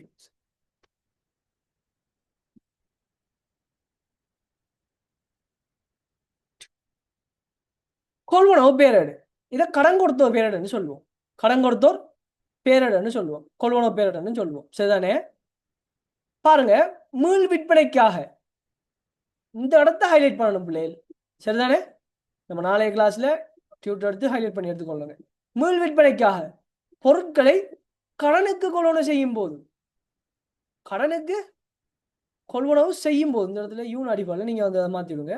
யூன் அடிப்படையில் யான் அடிப்படை செய்யும் போது அது குறித்த கடன் கொடுத்தோரின் ஆட்குறிக்கும் கணக்குகளை, குறித்த கடன் கொடுத்தோரின் ஆட்குறிக்கும் கணக்குகளையும் அவர்களின் செயற்பாடுகளையும், செயற்பாடுங்கும் போது அவர்கிட்ட கொள்வனவு திருப்பம் வைக்கலாம், கொடுத்த காசு வைக்கலாம். அப்ப செயற்பாடுகளையும் பதிவு செய்யும் பேரேடுகள் இதுவா? பதிவு செய்யும் பேரேடுகள் இதுவா? பாருங்க. அப்ப அது குறித்த கடன் கொடுத்தோருடன் ஆட்குறிக்கும் கணக்கு. ஸோ ஆட்குறிக்கும் கணக்கு மீன்ஸ் ஏ கணக்கு. இது ஏங்கிறது ஒரு நபர், ஏங்கிறது ஒரு நபர். ஏ கணக்கு, பி கணக்கு. ஸோ இந்த மாதிரி எக்ஸாம்பிள் நான் பேர் போட போறோம்னு சொன்னா இப்போ ஓகே என்ன பேர் எடுக்கலாம் ரைட் ஓகே ஸோ பேர் எடுத்த மனுஷனா ஸோ ஓகே உங்களை வந்து பேர் எடுப்போம்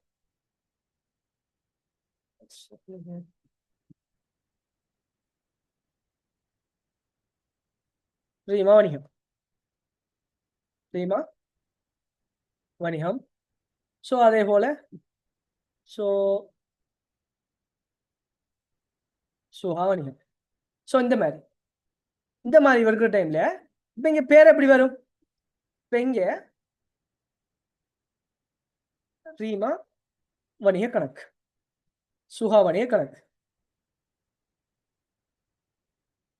வணிக கணக்கு ஸோ இந்த மாதிரி அப்போ யார்கிட்ட இருந்து வாங்குறோமோ அவங்களோட கணக்குல பதிவு செய்யுது சரியானே அப்ப அவங்களோட கணக்குல பதிவு செய்யுது தான் சொல்றது எதான் சொல்ற ஆட்குறிக்கும் கணக்கு ஆட்குறிக்கும் கணக்குண்டா ஒரு வணிகம் இப்ப நமக்கு தெரியும் ஒரு வணிகம் கணக்கு இல்லை ஆட்குறிக்கும் கணக்குங்கும் போது பிள்ளைகள் ஒரு ஆளத்தான் சுட்டி காட்டுற மட்டும் உள்ள பிள்ளைகள் நம்ம அக்கௌண்ட்ஸ் படிக்கிற பிள்ளைகள் ஃபர்ஸ்ட் யூனிட் படிச்சிக்கோம் செகண்ட் யூனிட் படிச்சிக்கோம் அழகு சார் என்ன கரு படிச்சிக்கோம் ஒரு வணிகம் சுயாதீன அழகு உரிமையாளர்கிட்ட இருந்து அந்த வணிகம் சுயாதீன அழகும் போது என்னது சுயாதீன அழகும் போது அந்த வணிகம் ஒரு தனி மனிதன் அதான் சொல்றது ஆள் குறிக்கும் கணக்கு அந்த வணிகத்தை ஒரு நேரம் ஒரு அழகா பார்க்கணும் ஒரு சுயாதீனம் ஒரு அழகா பார்க்கணும் நம்ம புரியுதா ஓகே ஸோ பாருங்க இங்கு ஒவ்வொரு கடன் கொடுத்தோருக்கும் தனிப்பட்ட கணக்கு தயாரிக்கப்படும் சொன்னதான் இங்க ஒவ்வொரு கடன் கொடுத்தோருக்கும் தனிப்பட்ட கணக்கு என்ன செஞ்சு பாருங்க அப்போ ரீமாவணிய கணக்கு சுவாவணிய கணக்கு சிம்பிள் புரியுதா எல்லாம் அண்டர்ஸ்டாண்டிங் பண்ணக்கூடிய மாதிரி இருந்துச்சு எல்லாம் புரிஞ்சுது ஆன்சர் பண்ணுங்க அப்போ Fathana Masiya Nuha Reema Suha right good right so அடுத்ததா பாருங்க துணை பெயரட்டில் ஒற்றை பதிவு மாத்திரமே பதிவு செய்யப்படும் ரொம்ப ரொம்ப இம்பார்ட்டண்டான ஒரு விஷயம் துணை பெயரட்டில் என்ன செய்யப்படும் ஒற்றை பதிவு மாத்திரமே பதியப்படும் இப்ப ரீமா கிட்ட இருந்து வாங்குறேன்னு சொன்னா டேட்டா போடுறேன் விவரம் ரைட் டேட் வருவேன் ரைட் டேட் ஃபார்மட்ல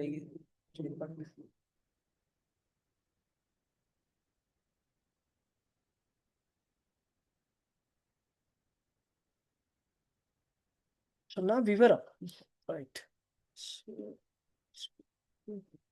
ஓகே இது விவரத்தை பார்த்தோம்னு சொன்னா இவரது வந்துட்டு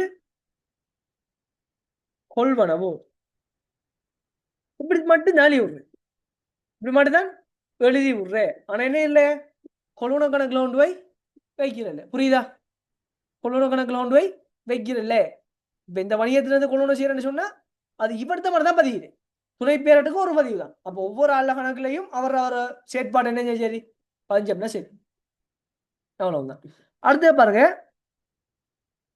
கொள்வனவு பேரட்டு பட்டியல் ரைட் ஓகே கொள்வனவு பேரட்டு பட்டியல் ஸோ சிம்பிள் ஸ்டூடெண்ட்ஸ் இப்போ நான் வந்துட்டு இதை எடுக்கு அதாவது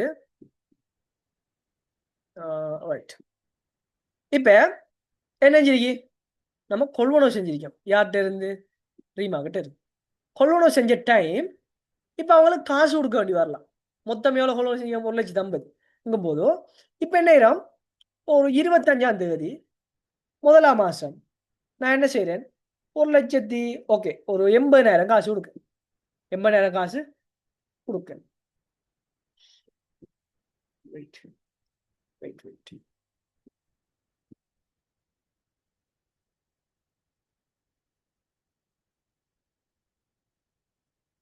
காசு கொடுக்க காசு கொடுக்க வேண்டி வரும் ஸோ நான் காசு கொடுப்பேன் அப்போ காசு பதியுது அது விவரத்தை அங்கே என்ன விவரம் பதியுமோ பொது பேரட்டில் அதே விவரத்தை இங்கே பதியுது காசு ஓகே காசு பதிஞ்சிட்டேன் இப்போ அதே 25ஆம் தேதி 1ஆம் மாதம் எனக்கு அவங்க கழிவு தாராங்க எவ்வளோ ஒரு 20,000 எனக்கு கழிவு தாராங்க ஸோ கழிவு தந்ததுக்கு அப்புறமா நான் என்ன செய்கிறேன் அவங்களோட மீதி எடுக்க அவங்களோட மீதியை நான் என்ன செய்கிறேன் எடுக்க மீதி எடுத்துட்டு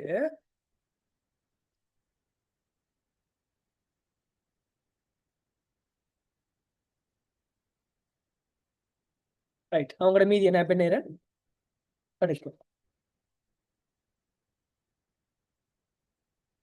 அவங்களோட மீதியை எடுத்துட்டு இப்ப மீதி சென்று ஒன்று வைப்போமா இல்லையா பொது பேரட்ல. இதெல்லாம் வந்துட்டு ஓனர்ல படிச்சாங்களுக்கு விளங்கியிருக்கும் என்ன விளக்கம் சொல்லி. மீதி சென்றது ஒரு விஷயத்த நம்ம வைப்போமா இல்லையா. மீதி சென்றது ஒரு விஷயத்த வைப்போமா இல்லையா.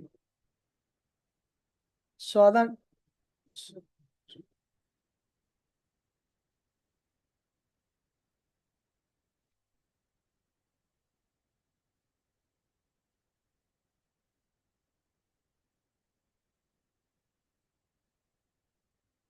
மீதி சென்றது ஒரு விஷயத்த நம்ம என்ன செய்வோம் இங்க வந்துட்டு வைப்போம். இப்படி மீதி சென்றது நம்ம வைக்கும் போதோ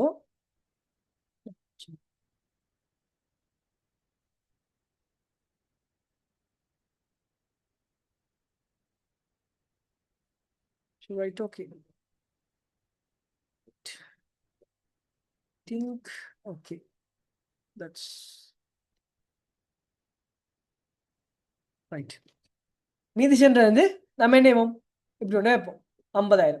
இந்த 50,000 ஒன்று வரும். அதே மாதிரி இதே தகவல்களை நான் என்ன செய்கிறேன் சுகாவுக்கு மறுத்து 2 லட்சம் 2 லட்சம் அதே போல 1 லட்சம் அதே போல 1 லட்சம்.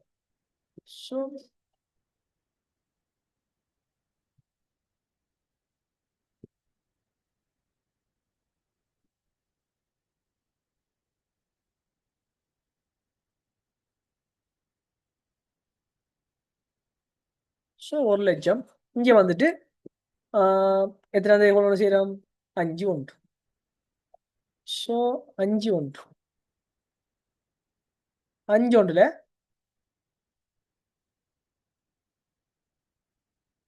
கொள்வனவு எவ்வளோ 2 லட்சம் 2. அடுத்து 25 1. அடுத்தது 25 1. அதுவும் என்னது ஒரு கொள்வனவு. அது வந்துட்டு 1 லட்சம். சரியானே. இது வந்துட்டு 1 லட்சம். ஸோ இங்கே வந்துட்டு காசு கொடுக்கணும். நான் இப்போ ஒரு 20ஆம் தேதி 1ஆம் மாதம் காசு கொடுக்கேன். காசு இங்கே வந்துட்டு உங்களுக்கு ஒரு 90,000 கொடுக்கேன். இவங்க வந்துட்டு இன்னைக்கு அதே டேட் 20ஆம் தேதி 1ஆம் மாதம் கழிவு உண்டு ஒரு விஷயம் என்ன 10,000 தராங்க. தர டைம் அதே இதுதான்.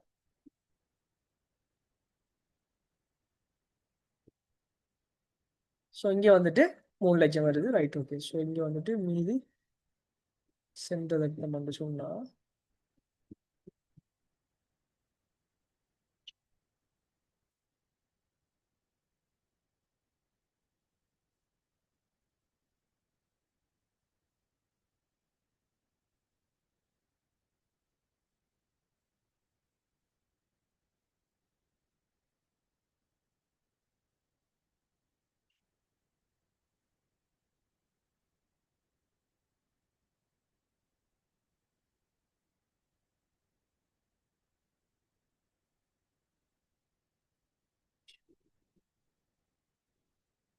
ஸோ 3 லட்சத்துலேருந்து 1 லட்சத்தை கழிச்சோம்னு சொன்னால் 2 லட்சம் வரும்.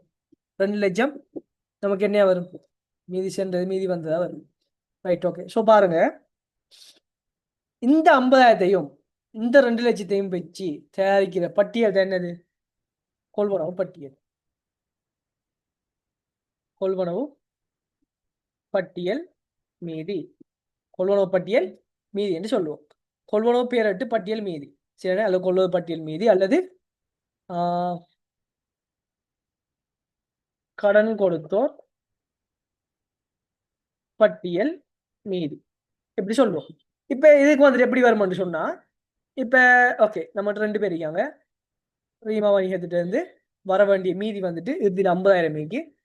அதே மாதிரி சுகா வணிகத்திட்ட இருந்து வர வேண்டிய மீதி வந்து 2 லட்சம் இருக்கு. 2 லட்சம் இங்க வந்து காணப்படுது போதும் இந்த மொத்தம் வந்துட்டு எடுப்போம். நம்ம இங்க வந்துட்டு மொத்தத்தை நம்ம இணைவோம் இங்க எடுப்போம். அடுக்க டைம்ல வாரது இதுதான் பட்டியல் மீதி. பட்டியல் மீதிங்கிற என்னது இதைத்தான் பட்டியல் மீதி சொல்றோம். புலங்குதா பட்டியல் மீதி என்ன ஸ்டூடெண்ட்ஸ்? எல்லாரும் இருக்கீங்களா என்னோட? எல்லாரும் விளங்கிச்சா பட்டியல் மீதி என்ன என்று சொல்லி விளங்கிச்சா? ஆன்சர் பண்ணுங்க. Right, okay. ஸோ இப்போ வாங்க தியரிக்கு. கடன் கொடுத்தோரின் தனிப்பட்ட மீதிகளை கொண்டு தயாரிக்கப்படும் அட்டவணையாகும். கடன் கொடுத்தோரின் தனிப்பட்ட மீதிகளை கொண்டு தயாரிக்கப்படும் அட்டவணையாகும். பாருங்க, அப்போ தீமாவணியத்தில் தனிப்பட்ட மீதி, இவங்க இறுதி மீதி. சுகாவணியத்தில் தனிப்பட்ட மீதி, இறுதி மீதி. தெரிஞ்சிக்கோம், நாங்கள் வந்துட்டு இந்த பேராட்டு நாங்கள் வந்து தயாரிச்சிருக்கோம். இந்த பட்டியல் மீதியை வந்துட்டு இந்த அட்டவணையை தயாரிச்சிக்கணும்.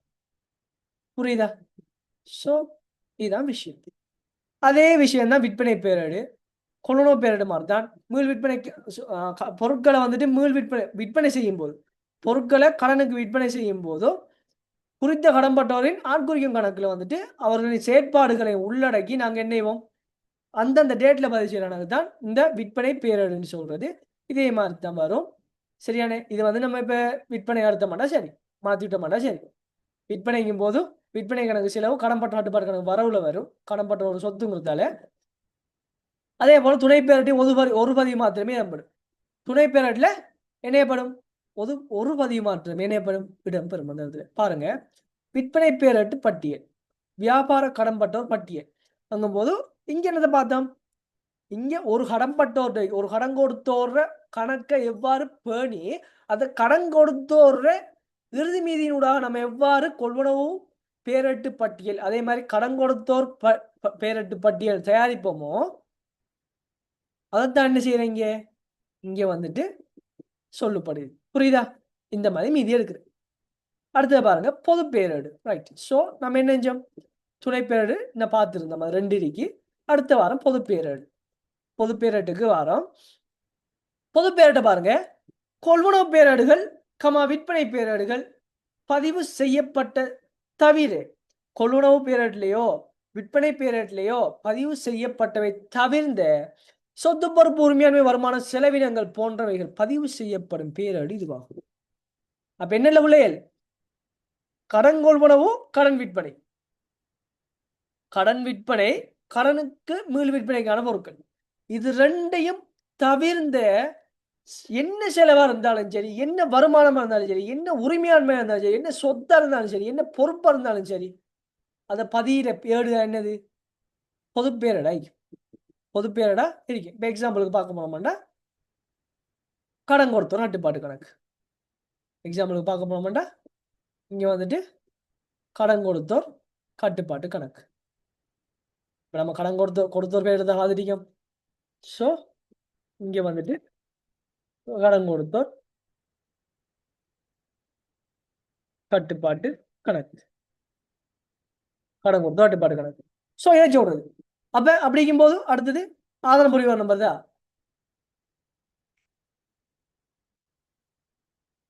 ஆதாரம் பொறி மற்றும் உபகரண கணக்கு, உபகரண கணக்கு. ஸோ இப்படி பதிவு. அடுத்தது காசு அண்டு வருதா, ஸோ காசு கணக்கு, காசு கணக்கு. அதே மாதிரி இருப்பண்டு வருதா, இருப்பு கணக்கு, இருப்பு கணக்கு, இருப்பு கணக்கு. ஸோ இந்த மாதிரி புரியுதா? இப்ப பொது பேரங்கிற என்னண்டு, இப்போ பொறுப்பு பண்ணும் போது கடன் கொடுத்ததை காட்டியிருந்தோம். அடுத்தது வங்கி கடன், வங்கி கடன் கணக்கு, வங்கி கடன் கணக்கு. ஸோ இதைத்தான் சொல்றது என்னென்று பிள்ளைகள், இதைத்தான் சொல்றது பொது பேரன்னு சொல்லி. ஸோ எல்லாம் கிளியரா, எல்லாம் கிளியரா. இப்போ நம்ம 1.1 வந்துட்டு முடிச்சிட்டோம். சரியா? 1.1 வந்துட்டு முடிச்சிட்டோம். முதன்மை ஏடுகளை பேணிச் செல்வது முக்கியத்துவம் என்ன என்றதை பார்த்து, முதன்மை ஏடுங்கிறது என்ன, முதன்மை ஏட்டி மூலமா பேணப்படும் கணக்குகள் என்ன, அதெல்லாம் பார்த்துட்டு இதெல்லாம் எல்லாத்தையும் பார்த்துட்டு. ஸோ எல்லாம் கிளியர், எனக்கு ஆன்சர் பண்ணுங்க. ஸோ ஃபர்ஸ்ட் டாபிக் 4.10 4.1 இருந்து 4.10 வரைக்கும் இந்த யூனிட் இருக்குது. 4.10 வரைக்கும் இந்த யூனிட் இருக்குது. அதுல 4.1 கம்ப்ளீட் பண்ணிட்டோம், தேர்ச்சி மட்டம். எல்லாரும் கிளியர்? அது போய் ஆன்சர் பண்ணுங்க. அப்போ ஸோ ஆல் குட். இப்போ சொல்லுங்க, கிளாஸ்ல வந்துட்டு கணக்கு செய்றீங்களா? பிசிக்கல் கிளாஸ்ல. பிசிக்கல் கிளாஸ்ல கணக்கு செய்றீங்களா? ரைட். ஸோ கணக்கு செய்கிறபடியால இப்போ நம்ம படிச்செல்லாம் நீங்க படிச்சீங்களா? இப்போ நான் படிச்சு தந்த விஷயங்கள் எஸ் இந்த யூனிட்ல கணக்கு செய்றீங்களா? கணக்கு செய்யலையா? காசு போடுறனால கணக்கு செய்யலையா?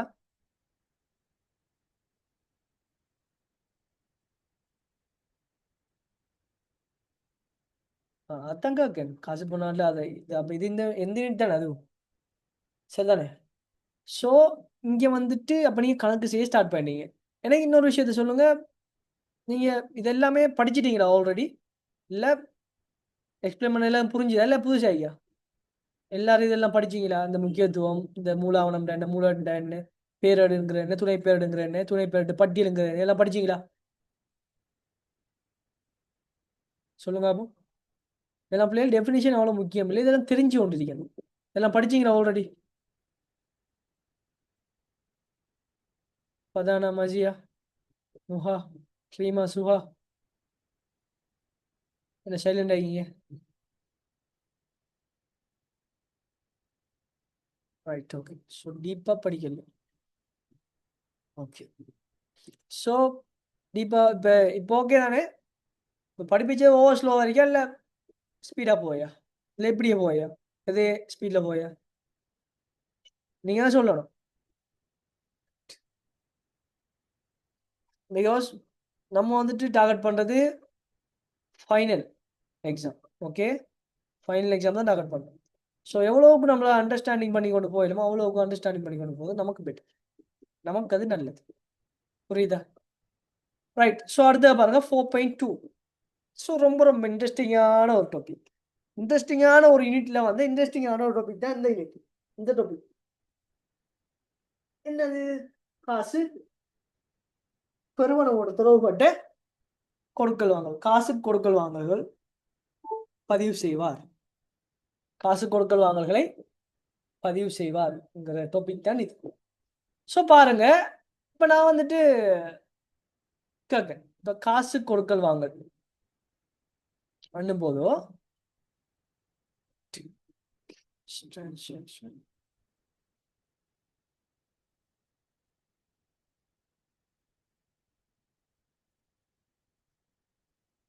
receipt,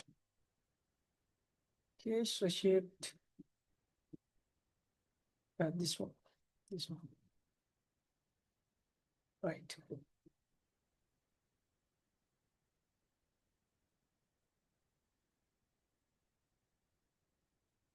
So cash receipt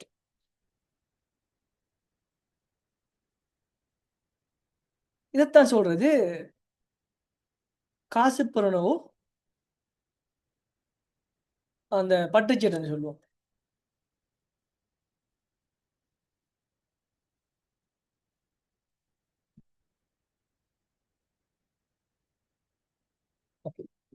பட்டுச்சீட்டுன்னு சொல்லுவோம்.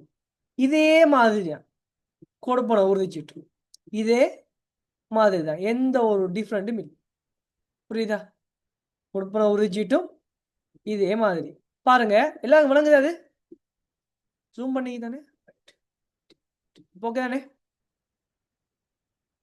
கொஞ்சம் அதை சொல்லுங்க. நான் ஷீட் விளங்குதானு கேட்க இல்லை, செஞ்சு போய் பாட்டுக்கு. ஓகே, வழங்குது எல்லாருக்கும்? ரைட். ஸோ பாருங்க, கேஷ் ரெசிப்ட். ஸோ நம்ம மேலால சும்மா பார்ப்போம், சரியா? பார்த்துட்டு அப்புறம் வந்து நம்ம என்ன செய்வோம், நம்மளோட தியரிக்குள்ள வரும். Section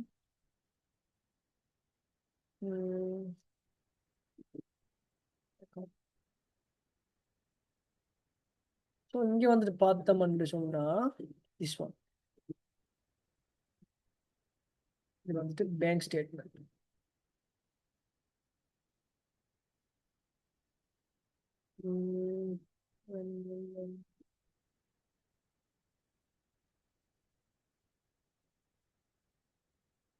okay, this one.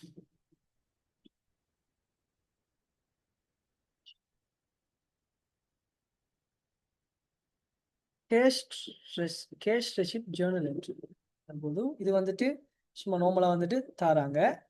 Date account credit சொல்லி, அதாவது என்னது சேல்ஸா இல்லை கடன் கொடுத்ததா என்னன்னு சொல்லி. அடுத்த எக்ஸ்பிளனேஷனுக்கும் போது விவரத்துக்காக கேஷ் எவ்வளோ கொடுத்துருக்கோம், டிஸ்கவுண்ட் எவ்வளோ கொடுத்துருக்கோம், டிஆர் நிற்கிறது டெபிட் ரிசிப்ட், அதே மாதிரி சிஆர் நிற்க கிரெடிட்னு சொல்கிறது கேஷ் ரிசீவபிள், அதாவது காசு பெறணவோ அதே அக்கௌண்ட்ஸ் ஏனைய காசு பெறணவோ. அப்போ இந்த மாதிரி புரியுதா?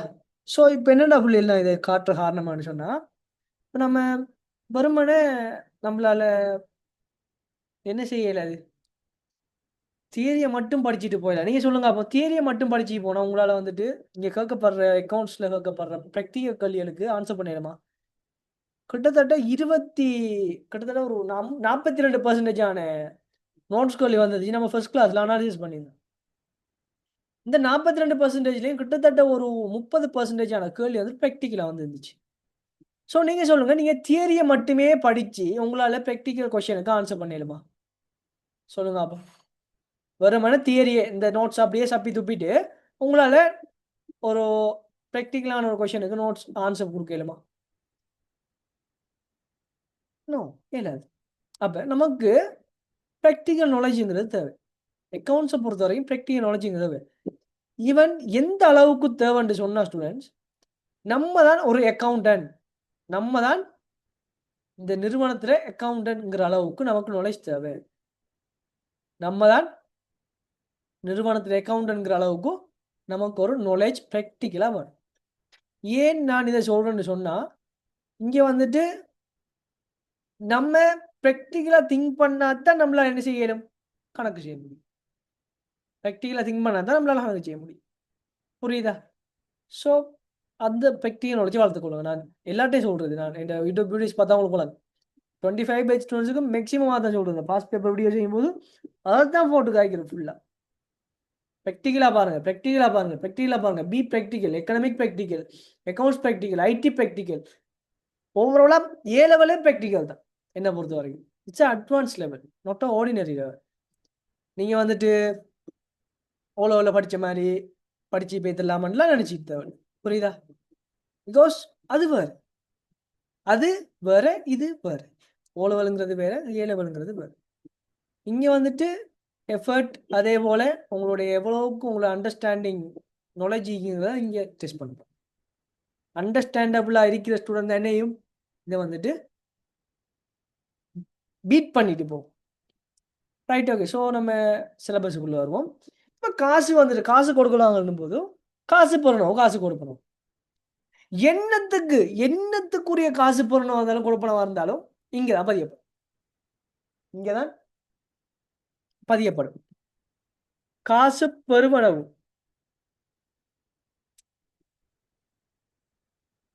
காசு பெறுவனவுங்கிறது காசு பெறுவனவு நாளேடு.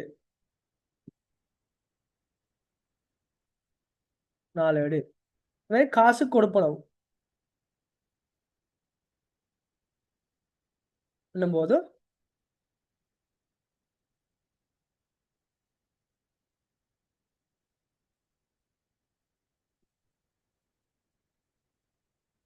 கொடுப்பனவு நாளேடு.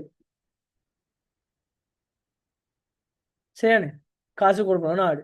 இதுக்குள்ள என்னையா இருந்தாலும், என்ன வகைப்பட்ட டிரான்சாக்ஷன் இருந்தாலும், இது வந்துட்டு எக்ஸாம்பிளுக்கு காசு விற்பனையா இருக்கலாம், கடன்பட்டோரிடம் பெறுவனவா இருக்கலாம், தென் கடன்பட்டோரிடம் பெறுவனவா இருக்கலாம், அதே போல ஏனைய வருமான பெறுவனவா இருக்கலாம், ஏனைய வருமான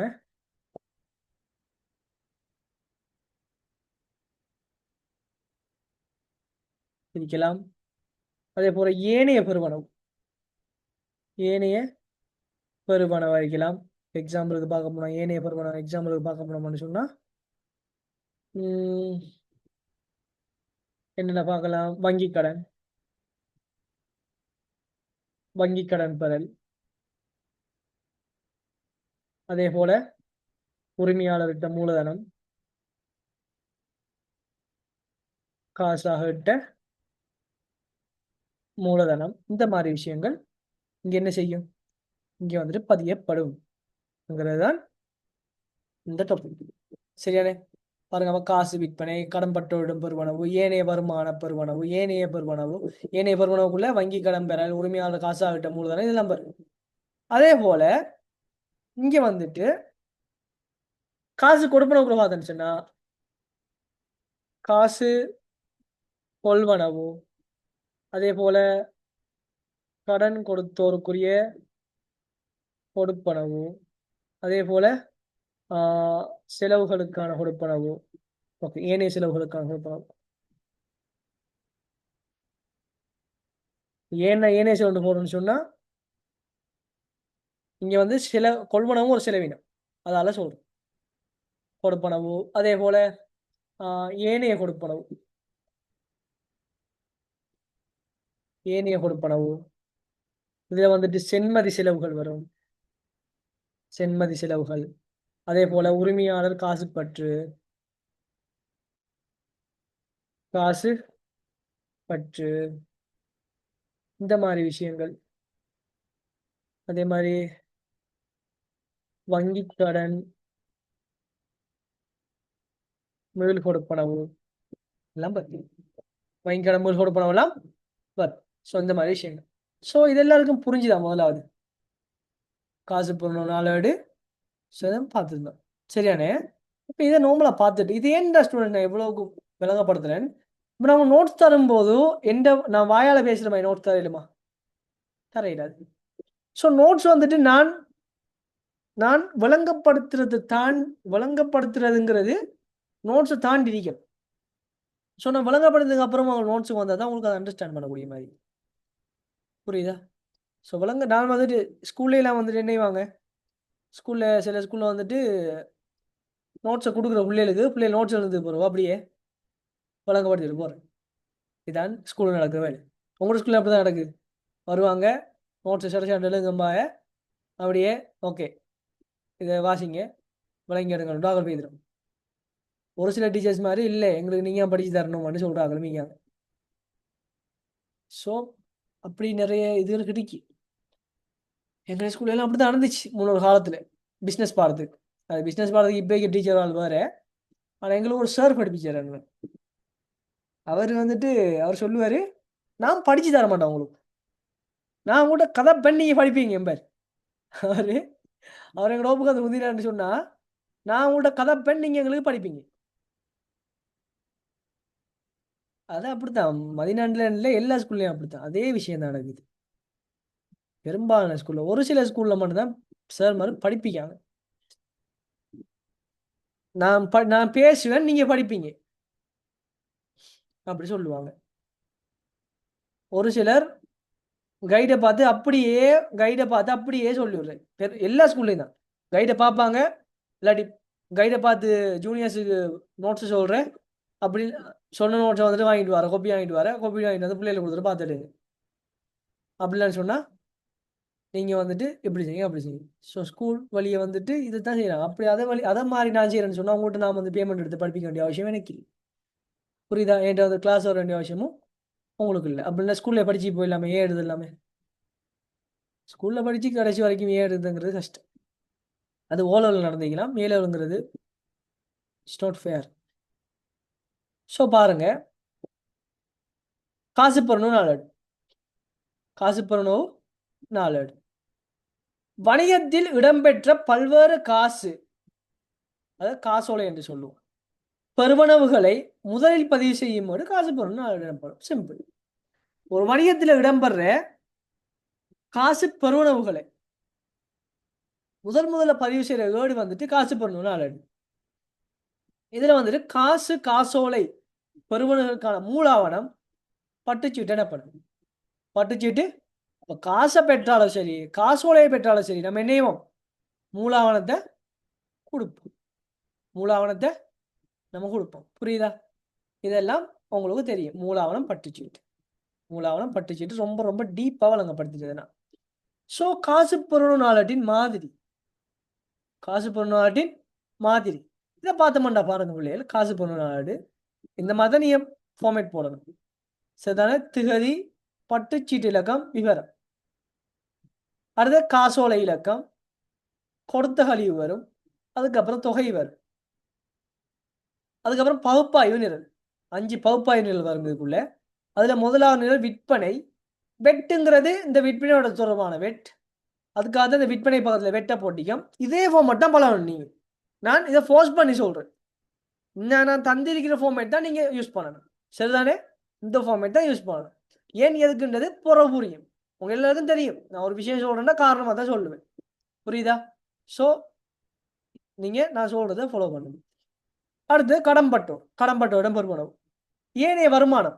ஏனைய வருமானங்கள் பெருமளவு. ஏனைய வருமானம் இந்த டொப்பிக்கை கொடுக்க மாட்டேன்னு சொன்னாங்க. விற்பனை ஒரு வருமானம். ஸோ அதால ஏனைய வருமானம் நாங்கள் அதை கொடுக்கோம். ஏனைய பெருமளவு. ஏனைய பெருமளவு போது நான் ஆல்ரெடி சொல்லியிருந்தேன்.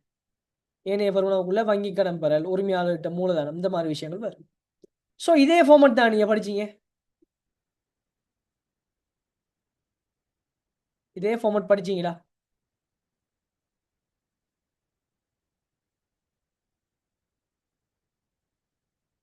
சொல்லுங்க அப்போ. இதே ஃபார்மேட் உங்களுக்கு கிளியரா? இந்த ஃபார்மேட் பார்க்கும்போது புதுசாக இல்லை இதே மாதிரி தான். ரைட். வெட் போடல் நம்மகிட்ட வெட் போடாமல் கணக்கு இருக்குது பிள்ளை. சரிதானே? வெட் போடாமல் தான் ஒரு ஃபுல்லான ஒரு இப்போ சில சர்வனையோட ஒவ்வொரு டாப்பிக்கும் ஒன்றோட படிப்பான். புரியுதா? இப்போ நான் வந்துட்டு என்ன செய்யன்னு சொன்னால் இதுக்கு ரெட்டை பதிவு ஒருத்த போட்டிக்கணும். Because double entry more than important comparatively நம்முடைய இந்த 4 அடிகள் லெஜர்ஸ் பதிவத்தை விட ரொம்ப ரொம்ப இம்பார்ட்டன்ட் இந்த ரெட்டை பதிவு. இதில் போல விட்டாலும் பிள்ளைகள் இதில் போல விட்டுறாங்க. நான் சொல்றது தெளிவாக கேட்டுக்கொள்ளுங்க. என்னத்தில் போல விட்டாலும் இந்த ரெட்டை பதிவுகளை போல விட்டுறாதீங்க. இந்த ரெட்டை பதிவுகள் எவ்வளோக்கு எவ்வளோ உங்களால் அண்டர்ஸ்டாண்டிங் பண்ணி எடுக்கணுமோ அவ்வளோ அண்டர்ஸ்டாண்டிங் பண்ணி எடுங்க, பாடமாக்கிறாங்க. இதை இலவாக்குறதுக்காக நான் இந்த ஃபுல் ஃபார்மேட் உங்களுக்கு தந்தீங்க. இதான் ஃபுல் ஃபார்மேட். காசு பொருளாற்ற ஃபுல் ஃபார்மேட் இதான். சரிதானே? இப்போ உங்களுக்கு சார் மாதிரி என்ன வெட்ட படிப்பிச்சு போகிறோம். இந்த வெட்ட படிப்பாங்க. இந்த வெட்ட போட்டு படித்து தருவாங்க. சரிதானே? ஸோ கொடுத்தாளி படிச்சு போட்டு தந்தீங்களா? கொடுத்தாளி போட்டிப்பாங்க தானே? ஓகே. கடன் பண்ணுற கூட கொடுத்தாளி போடுத்தாம. ஸோ விற்பனை வெட் இது வந்து மொத்தமாக தந்தீங்கண்ணா. சரிதானே? இதில் வந்துட்டு நான் உங்களுக்கு கணக்கு வந்துட்டு ரைட்டு. இது வந்து வெட் இல்லாமல் இருக்கு. இது எதுவுமே வெட் இல்லை. வெட் இல்லாத கணக்கு தான் இங்கே உங்களுக்கு. வெட்டோட சம்மந்தப்பட்டானது பின்னே தமர். வெட்டோட சம்மந்தப்பட்டானது கொள்வனவு நாளிட்ட அந்த இதை படிச்சுக்கலாம். அப்புறம் தான் வருது. இதில் ஒரு 3-4 கணக்கு போட்டிக்கிறேன். 3 கணக்கு போட்டிக்கிறேன். அவ்வளோதான். ஒவ்வொரு டாபிக் போக ஒன்று மாதிரி போட்டிக்கிறேன். ஓகே. ஸோ இங்கே வந்துட்டு காசு பொருளாட்டின் காணப்படும் பகுப்பாய்வு நிலை மொத்தங்களை பதிவு செய்வதற்கான இரட்டை பதிவுகள். விற்பனை நிலை மொத்தம், அதாவது இந்த விற்பனை நிரல்ல இந்த இழிவு அது இறுதியில் வந்துட்டு எடுக்கிற அந்த மொத்தத்தை வந்துட்டு நம்ம எப்படி பதிவு செய்வோம். ஸோ இங்கே வந்துட்டு ரைட் கொஞ்சம் வெயிட் பண்ணுங்க. உங்களுக்கு போட்டு காட்டுறேன்.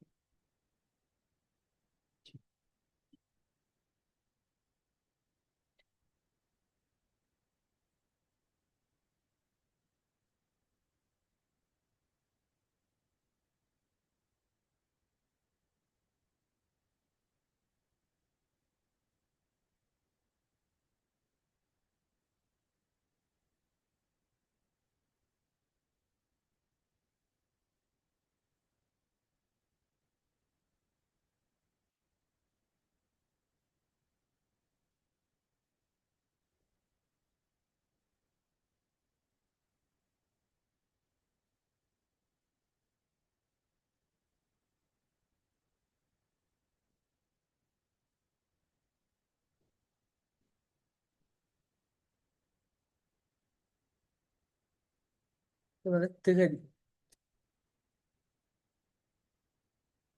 திகதி பட்டுச்சீட்டு இலக்கம், அடுத்து வந்துட்டு விவரம், இங்க வந்துட்டு காசோலை இலக்கம், இவ்விடத்தை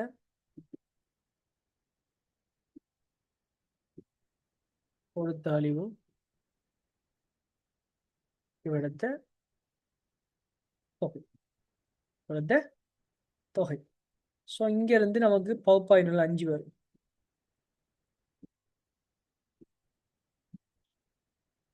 பகுப்பாய்வு 5 வரும். பேராட்டு பக்கம்லாம் நம்ம போட மாட்டோம். ஸோ எல்லாரும் தெரிஞ்ச விஷயம் அது. பகுப்பாய்வு இந்த பகுப்பாய்வு பிள்ளைகள் நாங்க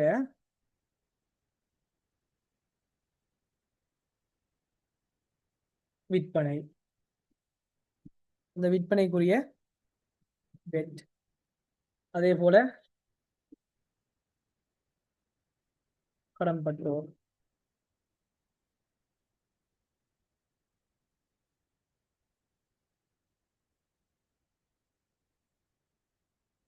கடன்பட்டோர் என்ன எப்படி போடுறேன்னு நீங்க பார்த்துக்கொள்ளுங்க. சரிதானே? ஸோ இப்போ எனக்கு வந்துட்டு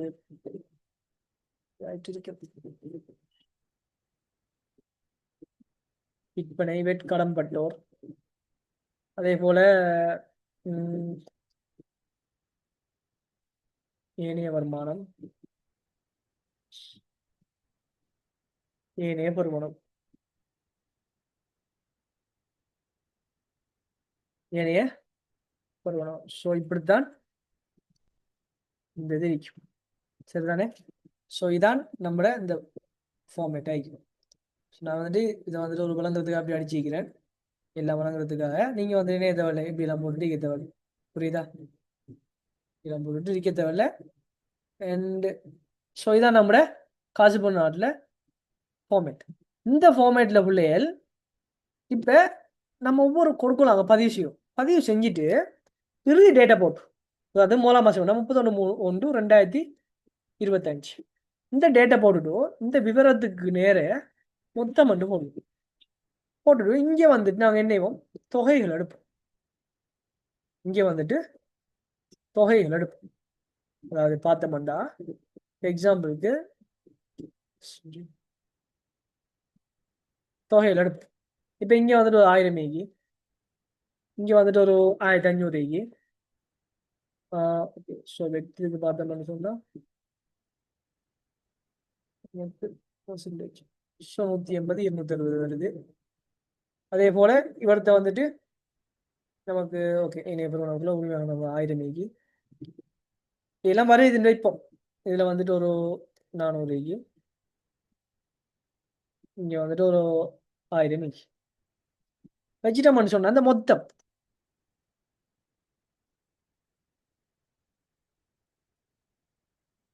இந்த மொத்தத்தை எல்லாத்தையும் நாங்கள் என்ன செய்வோம், கூட்டி எடுத்துட்டு இதை நாங்கள் என்ன செய்வோம், பொதுப்பேருக்கு மாற்றுவோம். இதை நாங்கள் பொதுப்பேருக்கு என்ன செய்வோம், மாற்றுவோம். அப்படி மாற்றும் போது பிள்ளைகள் இந்த விற்பனை நிரலின் மொத்தம்னு சொல்றது என்னன்னு சொன்னா, இன்னைக்கு விற்பனை நிரலின் மொத்தம், இதைத்தான் என்ன சொல்ற, விற்பனை நிரலின் மொத்தம் என்று சொல்ற. இன்னைக்கு 2500, இதைத்தான் விற்பனை நிரலின் மொத்தம் 2500. புரியுதா? ஸோ இதுக்குரிய இரட்டை பதிவை பார்த்தீங்கன்னு சொன்னா, காசு கணக்கு வரவு ஏன் சொத்து அதிகரிக்குது, விற்பனை கணக்கு செலவு ஏன் வருமானம் அதிகரிக்குது. இவ்வளவு டீப்பா உங்களுக்கு இரட்டை பதிவு யாரும் தர மாட்டாங்க. புரியுதா? அப்ப காசு விற்பனைக்கான பதிவு வெட்டுங்களா. அப்ப இதுக்கு எப்படி பதிவு செய்வோம் பாருங்க. அப்போ காசு விற்பனை, அப்ப காசு கணக்கு வரவு ரூபா 2500 2500 ரைட். அடுத்தது விற்பனை கணக்கு,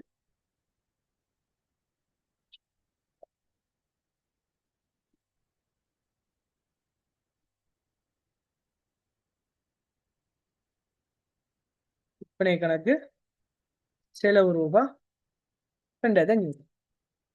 காசு விற்பனைக்குரிய பதிவு, காசு விற்பனைக்குரிய பதிவு. இப்ப வெட்டோட சேர்ந்து வந்தா, இப்ப நான் வந்துட்டு உங்களுக்கு பிரிச்சு பிரிச்சு படிவீங்க, பிரிச்சு பிரிச்சுன்னு நினைக்கிறேன். இது வந்து வெட்டு இல்லாமல் சரியானே. நான் தலை போறேன்.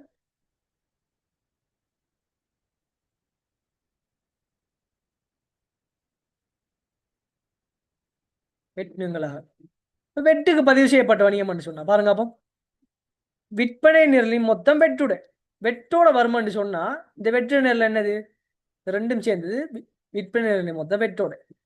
சரியா? இப்ப பாருங்க இதுக்கு இரட்டை பதிவு அப்படின்னு சொல்லி காசு கணக்கு வரவு ஏன் சொத்து அதிகரிப்பு, விற்பனை கணக்கு செலவு ஏன் வருமானம் அதிகரிப்பு, வெட்கட்டுப்பாட்டு கணக்கு செலவு ஏன் பொறுப்பு அதிகரிப்பு. இதை இவ்வளவு டீப்பா நான் போறேன்னு சொன்னா அவ்வளவு டீப்பா போகல நான். என்ன சொன்னா இதை வந்துட்டு நீங்க வெட்டை பத்தி படிக்கும் போது நம்ம என்னையும் வெட்டு ஏன் பொறுப்பு ஏன் சொத்துங்கிறதான் தனி செஷன்ல நான் உங்களுக்கு சொல்லித்தரேன். சரிதானே? இப்போ நாலேஜ் பில்ட் பண்ணுறதுக்கான இந்த கிளாஸ் வந்து நம்மளோட ஃபர்ஸ்ட் கிளாஸ். புரியுதா? நாலேஜ் பில்ட் பண்ணுறதுக்கு அதான் என்ன இதெல்லாம் மேலே மேலே கொண்டு போகணும். சரிதானே? ஸோ அந்த ஓவராலாக அந்த யூனிட்டை முடிச்சதுக்கு அப்புறமா எப்படியும் ஒரு 1 month 2 months போகும்னு நினைக்கிறேன். இந்த யூனிட்டை முடிச்சதுக்கு அப்புறமா நம்ம என்னையும் எல்லாமே தெளிவாக பார்ப்போம், எல்லாமே ஸ்பீடாக பார்ப்போம். சரிதானே? ஸோ பாருங்க, விற்பனை கணக்கு செலவு, வெட்கட்டுப்பாட்டு கணக்கு செலவு, பொறுப்பு அதிகரிக்கிறதால நாங்கள் அதை வைக்கணும். அப்படி பார்க்க போனோம்னு சொன்னால் இங்கே வந்துட்டு காசு கணக்கு வரவு. காசு கணக்கு வர எப்படி வைப்போம்? இன்னைக்கு 2500 இன்னைக்கு 450 கூட்டி வைப்போம்.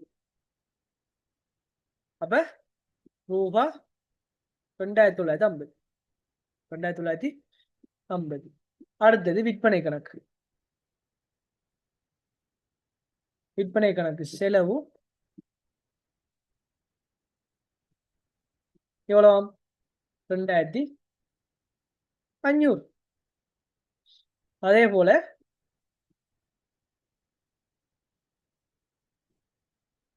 வெட்கட்டுப்பாட்டு கணக்கு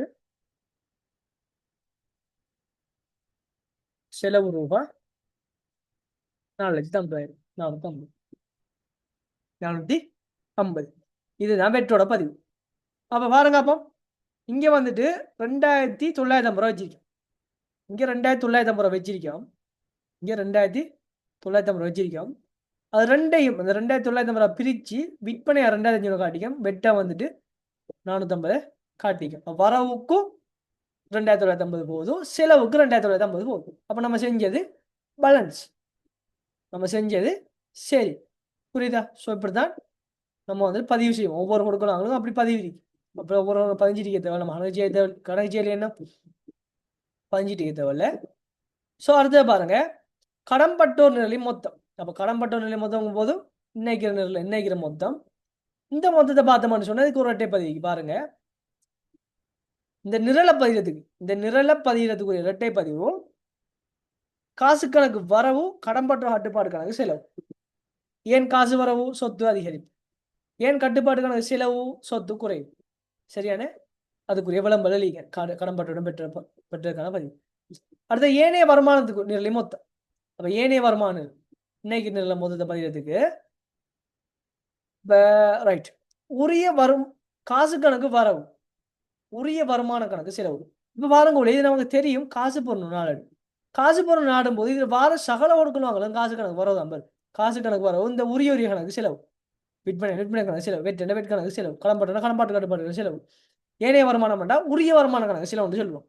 எக்ஸாம்பிளுக்கு இப்ப இன்னைக்கு வருமானத்தை ரைட் விவரத்தை நாங்க வந்து தரகு வருமானம் எடுக்கிறோம்.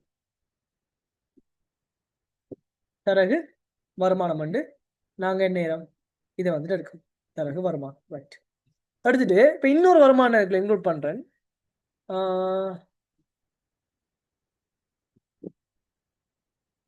வட்டி வருமானம். வட்டி வருமானம்.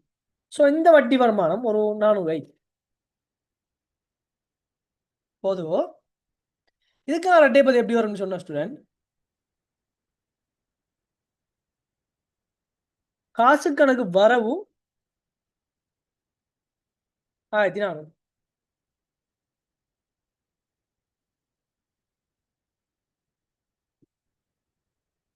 அதே போல தரகு வருமான கணக்கு செலவு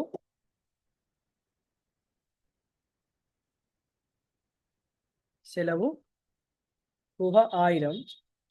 அதே போல வட்டி வருமான கணக்கு செலவு ரூபா 400. இப்படி நாங்கள் என்னையும் இதுக்கு பதிவு செய்வோம். இப்போ என்ன டிஃப்ரெண்டா பிள்ளைகள் இதுக்கும் இன்னைக்கிறதுக்கும் என்ன டிஃப்ரெண்ட்னு சொன்னா இது 2 நிரலட்சியத்து பதிவு தான். நாங்கள் நேரம் 2 நிரலட்சியத்து பதிகிறோம். ஆனா இந்த ஏனைய வருமானம் என்று சொல்றது ஒரு நிரலுக்குள்ளேயே 2 பிரிவு வரைக்கும். இதுக்கு என்ன அர்த்தம் என்று சொன்னா எக்ஸாம்பிள் கொஞ்சம் பொருங்க எடுத்துக்காரு. அந்த பேர் நான் எடுத்துட்டு வந்தேன்னு சொன்னா இதுல வந்துட்டு காசு கணக்கு போடுறோம். காசு கணக்கு அதுவே இன்னொரு பேரோட போடுறோம். ரைட். காசு கணக்குல வரவுல நான் எப்படி பதிவுன்னு சொன்னா இன்னைக்கு ஏனைய வருமானம் அப்படி மொத்தமா கொண்டு பதிவு. எப்படி இந்த இடத்துல விவரம் தானே ஏனைய வருமானம் பதிஞ்சிட்டு அந்த இடத்துல 1400 மொத்தமா கொடுப்பேன். கொடுத்துட்டு தரகு வருமான கணக்கு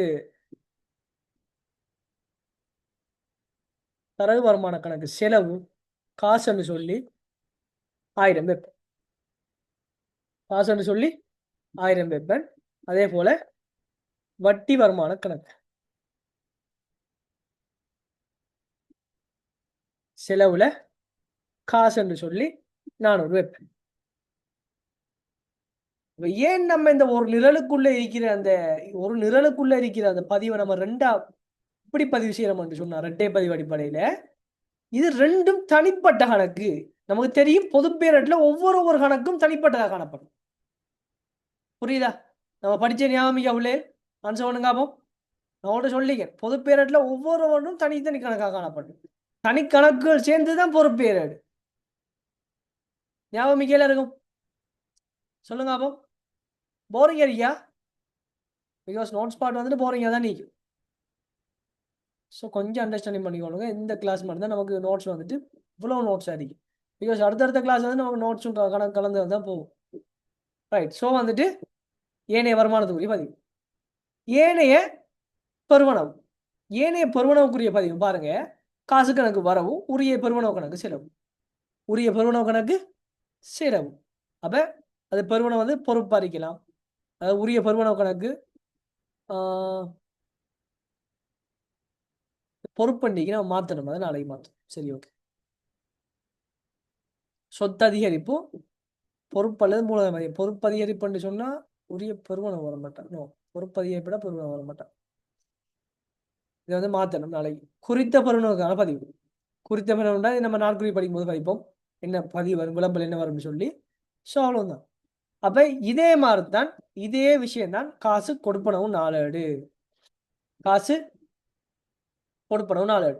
ஸோ பாருங்க, காசு கொடுப்பனவு நாளேடு பார்த்தோம்னு சொன்னா வணிகம் ஒன்றிய நம்பரும் காசு கொடுக்கல் வாங்கல்களை அல்லது காசோலை மூலமான கொடுக்கல் வாங்கல்களை முதலில் பதிவு செய்யும் போது என்னது காசு கொடுப்பனவு நாளேடு.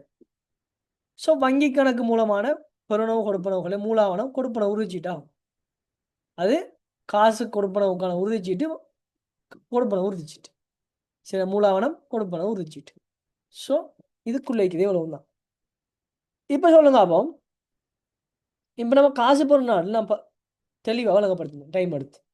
இப்போ இதே விஷயத்தை நான் வழங்கப்படுத்த விஷயத்தை கொண்டு உங்களால் வந்துட்டு காசு பொருள் நாட்டு விளங்கி எடுக்கலுமா இல்லையா? சொல்லுங்க அப்போ. காசு பொருள் நாட்டை விளங்கி எடுக்கலுமா இல்லையா? ஆன்சர் பண்ண தான் நான் போகலாம். சுஹா, ஃபதானா, மசியா, ரீமா, நுஹா. ரைட். ஸோ இதுக்கு இரட்டை பதிவில் பாருங்க.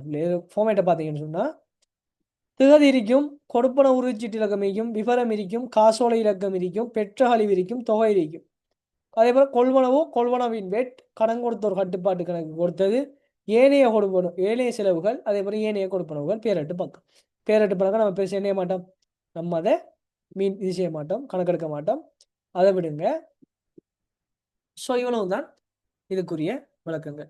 அதுக்கு ஒரு இரட்டை பதிவை பார்த்தீங்கன்னு சொன்னால் இதுக்கு நான் ஷோர்ட்டாக இரட்டை பதிவு சொல்கிறேன் பாருங்க. ஒவ்வொரு பகுப்பாய் நிரலுக்குமா இரட்டை பதிவு எப்படின்னு சொன்னால் உரிய பகுப்பாய் நிரல் கணக்கு வரவு காசு கணக்கு செலவு. பாருங்க அப்போ கொள்வனவுன்னு சொன்னால் கொள்வனவு கணக்கு வரவு. அப்போ கொள்வனவு கணக்கு பகுப்பாய்வு கணக்குன்னு சொல்கிறது தான். கொள்வனவு கணக்கு வரவு, காசு கணக்கு செலவு. காசு கணக்கு செலவு. கொள்வனவு வெற்றோட வந்துச்சுன்னு சொன்னால் கொள்வனவு கணக்கு வரவு, வெட்கணக்கு வரவு. வெட்கணக்கு வரவு, காசு கணக்கு செலவு. அப்போ கொள்வனோட வெட்டியா ஏன் வரவு? சொத்து அதிகரிப்பு, அதால வரவு. அப்போ ஏன் கொள்வனோட வெட் சொத்து விற்பனை வெட் பொறுப்புன்றது நான் உங்களுக்கு சொல்லுவேன். புரியுதா? அதே போல கடன் கொடுத்தோர். கடன் கொடுத்தோருக்கான கொடுப்பனவின் போது பாருங்க அப்போ கடன் கொடுத்தோர் நிரலின் மொத்தம். அப்போ இந்த கடன் கொடுத்தோர் நிலை மொத்தத்தை கூட்டணும்னு சொன்னால் கடன் கொடுத்தோர் கட்டுப்பாடு கணக்கு பாருங்க. ஏன் பொறுப்பு குறைவடையுது? கடன் கொடுத்தோர் இந்த காசை பெற்றோம்னு சொன்னால் அது பொறுப்பு குறைவடையுது. அதாவது வியாபார வருமதி கொடுப்பனவு, வியாபார கொடுக்குமதியாக கொடுப்பனவு. அதை வந்துட்டு என்ன பொறுப்பு குறைவடைன்னு சொல்லுவோம். பொறுப்பு குறைஞ்சா பொறுப்பு கணக்கு வரவு. அப்போ கடன் கொடுத்த ஒரு பொறுப்பு கணக்கு அல்லது வரவு. அப்போ கடன் கொடுத்த கட்டுப்பாட்டு கணக்கு வரவு, காசு கணக்கு செலவு. அடுத்தது ஏனைய செலவு நிலை மொத்தம். ஏனைய செலவு பார்த்தோம்னா உரிய செலவு கணக்கு வரவு. ஏன் ஒரு செலவு வரவு, செலவுங்கிறது வரவு மீதிங்கிறதால உரிய செலவு கணக்கு வரவு, காசு கணக்கு செலவு. அடுத்தது பாருங்க ஏனைய கொடுப்பனவு நிலை மொத்தம். ஏனைய கொடுப்பனவு நிலை மொத்தம் பாருங்க உரிய கொடுப்பனவு கணக்கு வரவு, காசு கணக்கு செலவு. உரிய கொடுப்பனவு கணக்கு வரவு, காசு கணக்கு செலவு. அதாவது உரிய கொடுப்பனவு கணக்கும் போது அது பொறுப்பு கணக்கு அடிக்கலாம். அதாவது வங்கி கடன் கணக்கு அடிக்கலாம். அதே மாதிரி ஏனைய நடைமுறை பொறுப்பு கணக்கு அடிக்கலாம். அதே மாதிரி சென்மதி வெட்கணக்கு அடிக்கலாம். அந்த மாதிரி வாங்க வெட்சென்மை ஓட்டிக்க அதனால் தனியாக போட்டு காட்டிங்க. வெட்சென்மை கணக்கு அடிக்கலாம். அதுமாதிரி பற்று அடிக்கலாம். அதில் வந்துட்டு பற்றுங்கிறது உரிமையாண்மை மூலதன கணக்குங்கிறது மூலதன கணக்கு போட்டிங்க. அது உரிமையாண்மையும் கூறியில் அது தெரியும். அப்போ உரிமையாண்மை கூறுங்கிறதால பற்று வந்துட்டு அது வந்துட்டு கழியும் வரவுல. அதே போல காசு கணக்கு செலவு. காசு கணக்கு செலவு. ஏன் இதெல்லாம் உள்ளுக்கு வாரத்தால நம்ம வந்துட்டு காசு போகுது, காசு வெளிப்பாய்ச்சிடும்போது அதான் செலவு. ஸோ இவ்வளவும் தான். ஐ திங்க் இந்த கிளாஸ்ல வந்துட்டு இவ்வளவும் போதும்னு நினைக்கிறேன். ஓகேவா ஸ்டூடெண்ட்ஸ்?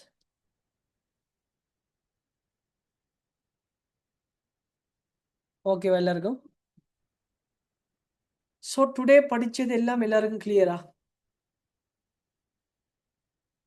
ஆன்சர் பண்ணுங்க. ஃபதானா, ருஹா, ரீமா, சுஹா. ரைட். ஸோ உங்களுக்கு கிளாஸ்ல வந்துட்டு இப்போதைக்கு பெருவன நாடு போகுது.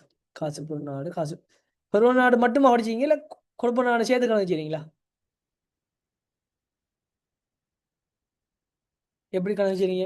ரெண்டும் சேர்த்து செய்றீங்களா இல்லை பெருவன நாடு மட்டும் செய்றீங்களா? பெருவநாடு மட்டும். ரைட். நம்மகிட்ட பெருவநாடு மட்டும் செய்த கணக்கு இல்லை. புரியுதா?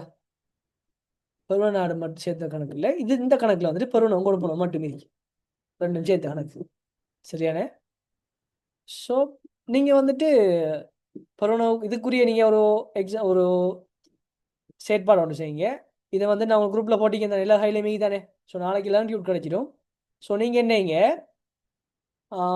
இன்னைக்கிற கணக்குல பிள்ளைகள் இந்த பட்டியல் இலக்கம் டி தானே, இது எல்லாமே பெருவனோட சம்மந்தப்பட்டது. அப்போ 7 பெருவன வை. இந்த 7 பெருவன வையும் எனக்கு 15 அதை பொது பேரட்டில் 15 எனக்கு என்ன செய்யணும்? நீங்க வந்துட்டு போட்டோ அடிச்சு அனுப்பணும். அனுப்புவீங்களா?